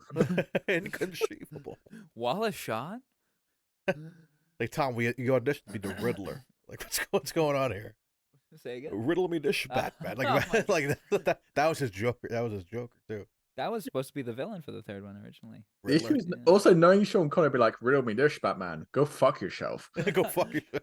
Punches him right in the face. Slaps him. Uh, smacks his butt. Ooh. Oh, Robin. But anyways, guys, so yeah, those are our scores, Yeah. and there's nothing you can do to change our Oh, minds. I didn't explain. He's very stoic, and his passivity his coolness in the situation is really, I think, it just contributes everything to this role. And Connery is clearly having an enjoyable time acting in this role. Yes. He's not having fun, but you can tell he's enjoying going to work. And He liked that script. yeah, you he could chewed tell. his Great. teeth into that role. Yeah. So Completely agree. yeah. All So right. yeah, that gives us an average Sean rating of 8.833. So let's go over our ratings Solid. one more time. Our average SH is a 5. Our average sexy rating is a 2.16. Not a very sexy film. Our average musical score is an 8.5. We like this music. Our average film rating is a solid 8 from all of us. We like this movie. And an average Sean rating of 8.833333. We like Sean in this movie. He did a good job. And I've added, since you last joined us, Chris, I've added another column that adds up all those averages into the total Sean. So on a scale of 1 to 10, the total Sean for this film is 6.5. Okay. That's not bad. That's fair. That seems all right. I can live with that. You throw all the averages in. I think our highest average is it's Last Crusade. That's the highest Sean. Oh, yeah. And that one is only a 9.26. Jeez. So Wow. We also had 2 guests on that episode. Yeah. So that kind of boosted the score a little bit. Yeah. Everyone loved it. But yeah, so that's going to do it for the terrorist / ransom, which means this is our big moment. Oh yeah. The one thing we put our robes on and go to the chambers and bow down to the great Wheel of Curiosities, where we're going to spin to see what film we're covering next. And now we're still doing the chant, right? Oh yeah, of Oh, we course. gotta do the chant. And Gotta do the chant. we want to double check. You spun the wheel when you were on, yes? Yep. Okay, good. Well, we've sent it to you again. If you check the chat there, Oh wow! open the link missed there. it. Okay, And do you want to share my screen? Share your screen with us and share the audio, please. Oh yes. Share screen. Host is disabled. Host is Oh, disabled. yeah. Participant screen sharing. Multiple. Advanced, Hit multiple. multiple participants. There we There go. you go. Try that again. But Sorry what's about that. great is that also because I now have screen sharing, I'm going to force you to watch my intro to The Prisoner. Hell yeah. Let's do it. Let's do that. Yeah, absolutely. No, please. Can you see what I see? I Yes. see. Yeah, we see stuff. Right, what are we looking for, guys? I'm not gonna lie. I want to see you guys do the Untouchables. Ooh, okay. Yeah, that'd be good. Yeah, Untouchables is possibly my favorite Connery film, so that's why I want to see it so bad. Sorry, hear it so badly because I think that will beat the 9.2 of Crusade. Wow, really? Yep. Okay. Ooh, Okay. I'm up for the challenge. So yeah, Untouchables. Either Untouchables or I'm still very Connery curious about Darby O'Gill and the Little People because it's only Disney film. So I'm kind of curious about that. You'll love that film. It's so funny. It looks. We kind of scanned by it. It's on my watch list on Disney Plus. So when me and my wife go to like watch something, I see it, and I'm like so tempted to click on it because I'm like, what is this about? I know nothing about the film. What the fuck is going on? And why is he Irish again? Yeah, is he actually Irish in this? Yep. Let's see. So I'm looking at what we have left. I really want The Hunt for Red October. Yeah, we missed out on that for October. Though I did feel that our final film for October was fitting, given Yeah. that it was scary as fuck. It was very spooky. Oh no, that was perfect. The Literally. Offense. Yeah. Yeah, it was so creepy, and there's moments in that are very Halloween-esque and horror movie-esque. You know, I'd love to see one of the Highlander films. So if we get Highlander 2, we're gonna watch Highlander 1. Well, that's the only film that he's played the same character apart from Done a sequel. Yeah. Yeah. And then just based on who we have as a guest, I really want to do Time Bandits. We've got a great guest lined up for that as well. Right, gentlemen, shall we? Oh, anything we don't want? Any Documentary. documentary? Yeah, I'm kind of. I don't want another Bond right now. Save Bond for a little while. I don't got want a lot left. I don't want Thunderball because it's my least favorite Connery Bond. Okay, but how do you feel about Never Say Never Again? Because we'd be doing that one right after. I enjoy Never Say Never Again just for the oddity that it is. Yeah, I'm there for the video game scene. We play a little laser video game. Oh yeah, Dominion. Dominion, that's what it was. Oh, so good. Oh, Chris, could you refresh that page? I just realized Refreshing. Yeah. Wait, make sure we don't have any repeats in there. How's that? It looks good. Why is it? I wonder why it's coming in. Do you have options there that you can? No, he's not gonna have the options. You can't shuffle. I've got copy this wheel. I've got music. So all I can see. Hold on 1 second. I'm just shuffle. You know what? I'm gonna shuffle it and then I'm gonna send it to you again. I don't think it's gonna change. Okay. It might. Let's just see. Okay. I'm doing it anyway. Okay, there we go. Perfect. All right. Shuffled up. Lovely. Awesome. So- I didn't want it to affect any chances Right. having them be in alphabetical order. Understandable. All right, folks. So it let's- looks like it's time to spin. Right? Are Do we it. ready? Is everyone ready? I'm Chris, you ready. ready? I'm Okay. good. Ready. All right. It's time to spin the Wheel of Curiosity. Oh, it's so Darby O'Gill. Darby O'Gill and the Little People. It was a hair from Thunderball. Did you see that? It was a hair close. from Thunderball and a hair from the Untouchables. That was Oh my god, that was so tense. That was literally everything we talked about. I saw Untouchables and I was like, yes, and this shifted to Darby O'Fucking And Gill. I got so scared that it was going to land on Thunderball. Wait, I didn't even see Darby O'Gill. Click X that out real Hit quick. remove, please. Hit remove. Well, no, I want to see remove it it. together. But look, all our 3 films that we Oh, picked drivers. are together. All 4 that we talked about are all together. Yeah, so for the Wow. listeners, it was the Untouchables, Darby O'Gill, Thunderball, and Helldive Screenshot that, Dylan. Order. Screenshot that. Oh yeah, I'm sorry. Okay, that's insane. That's so funny. Incredible. Let me get it. The wheel has spoken. The wheel knows. God bless the wheel. Oh man, That's so insane. Wow, Next a week, hair from Thunderball. Darby O'Gill and the Little People. As you say, by a hair. That could not be closer. Wow. Unbelievable. I was legitimately scared that it was going to land on Thunderball because look at all the films we have left. We have like 35 films left. I don't want Thunderball. Yeah, I don't want to wipe out, because then that would mean Diamonds. I mean, it would be fitting that we did the first Bond we did was Dr. No, and the last one we do was Diamonds. I hope that's the case. That would be great. Fitting. I just don't want it yet. But yeah, not yet. Yeah.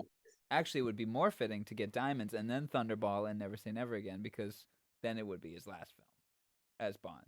Technically, Ooh. yes. But I don't want either of them yet. I want to wait a little bit. We've got so many films left. Like, let's put it in the this is film number 42 coming up. The one we just did was number 41. Like, I want the next film. I don't want until like 65. Yeah, something like that. Yeah. Yeah. Well, maybe I will see. I might miss it. Maybe 57. I might miss it a little bit. It's like one of those things where if I feel like putting a Bond on, I'm like, I have to be careful because I can't watch. Well, you've Connery got you can watch most of the Connery ones. Yeah, now I can go Goldfinger, Dr. No whenever I want. Rush with Love. Yeah. But yeah, I'm just Diamonds has a special place in my heart because of how campy it is. Oh, dude, I love Diamonds Are Forever. That's the one I quote the most, like all the time. I'll be like, I speak English or stupid shit like that. I got a brother.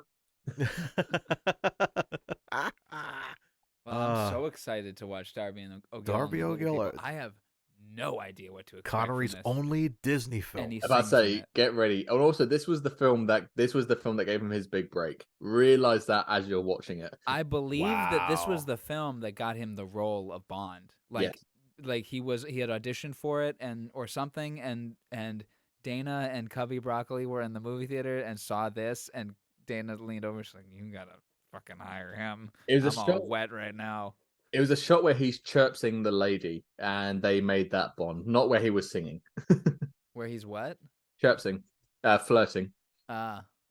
Chirpsing. I like that better.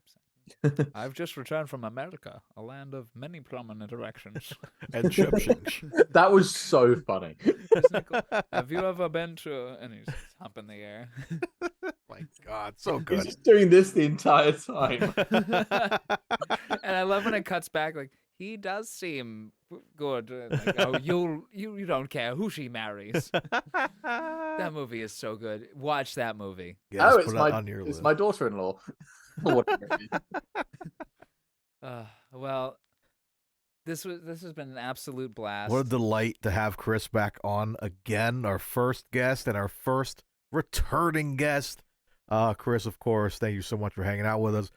Let the people know, in the curiosity of Connery Galaxy, whatever we want to call it, where can they find you on the social media? Also, real quick, you can find Darby O'Gill on Disney+. Disney+, yes. Well, thank you both for having me on again. It's been an absolute pleasure, and I love talking about a film I never thought I'd talk about on a podcast. So thank you ever so much. If you want to thank you for wanting to do it. It means the world. Oh, I appreciate it. This has been a laugh. If you want to see the Bond shenanigans I do, which is mainly necktie focused, you can find me on Instagram at British Bond Addict. That's the only kind of social media I have that I'm willing to share. The rest is probably illegal. So with that note, I'll Bond dildos. Oh man, British Bond dildo addict. True Q Lab. Yeah, but no, I'm on Instagram only. The rest of my stuff is not Bond related. So, but no, absolute pleasure being on, and it's been so much fun talking about this film, guys. Thank you ever so much. Thank you so much for coming on and chatting with us and coming back. And are you down for another episode? Hell Drivers, you said? I'm down for Hell Drivers if you are. Hell yeah, we are. Ooh, best of luck finding an American copy of that film. That's the one where you struggle with. Did you say you have a copy of that film? I have the DVD, but it's only network for the UK, which means I can play it on my British PS4, which is here, but it won't work on an American system. Oh man. Okay. Well, I have a Universal Blu-ray drive that I wonder if it can from my computer. I Ooh. wonder if that might be able to play it. I'm happy to send it up. Either that or I'll put the film on and live stream it to you. Okay. Oh, Not opposed to that. We our can first hang out and watch watch it. party with the Yeah, guest. That'd That's be not, kind I'm of not opposed to interesting. that. Yeah. That could be fun. Yeah. Works for me. Yeah, let's try that. Yeah, because like the search for hell drivers, we got to see. That's a 57 film, right? Yeah. Yeah, Yeah. that's Well, gonna I've be- got a where to watch link here. Is it on? It's a YouTube link. No Is it- way. is it Nope, on- not available. Oh, anymore. they must have Yeah. pulled it. Yeah. Also, fun Yeah. fact: Patrick McGowan, the main actor of The Prisoner, is the main actor in that film. Oh, look at that. Oh wow. Well, I've got you put down on the Connery Curious spreadsheet. I will do whatever I can to be the first person to come back 3 times. Right? Breaking The Five records. Timers Club. Yeah. With that being said, speaking of that, Darby O'Gill, we do have a guest for. It's gonna be my wife, Oh no! Yes, we do. Alicia. Alicia will be Oh, joining us shit. for her first. She's figured the We'll only have- Connery film I'll probably care about is a Disney one. So she did not. I've tried to show her many a Bond, and she loves the Craig ones. Mufasa, That means long live the king. that means we'll at this point we'll have both our partners on. Yep, we had Nicole on for from Rush with Love, Yeah. and yeah, Alicia next week for Darby O'Gill and Little People. So yes, guys, thank you so much for joining us this week. Sean Connery will blast. return in Darby O'Gill and Little People. Till then, I've been Mario Lima. I've been Dylan Titus, And I've been Christopher Hunt. and as always, folks, Stay curious. And scene. Connery Curious. You've been listening to Connery Curious, a Titus Compositions and Friggin' Nerds Media podcast. Follow us on social media for updates, memes, and clips. Find us on Twitter at CuriousPod007 and on Instagram at Connery Curious. You can also visit Titus Compositions at Titus Compositions to hear other podcasts and original music, watch music videos, or even pick up a great vinyl record. For more discussion and content about your favorite films, comics, games, and a network for all things nerdy, visit Friggin' Nerds Media on Twitter at Friggin' Nerds. You can rate, review, and share the podcast in-app, which helps us grow the show and reach the other curious Connerys out there. Thanks for spending time with us, and have a great day, but also, remember, stay curious.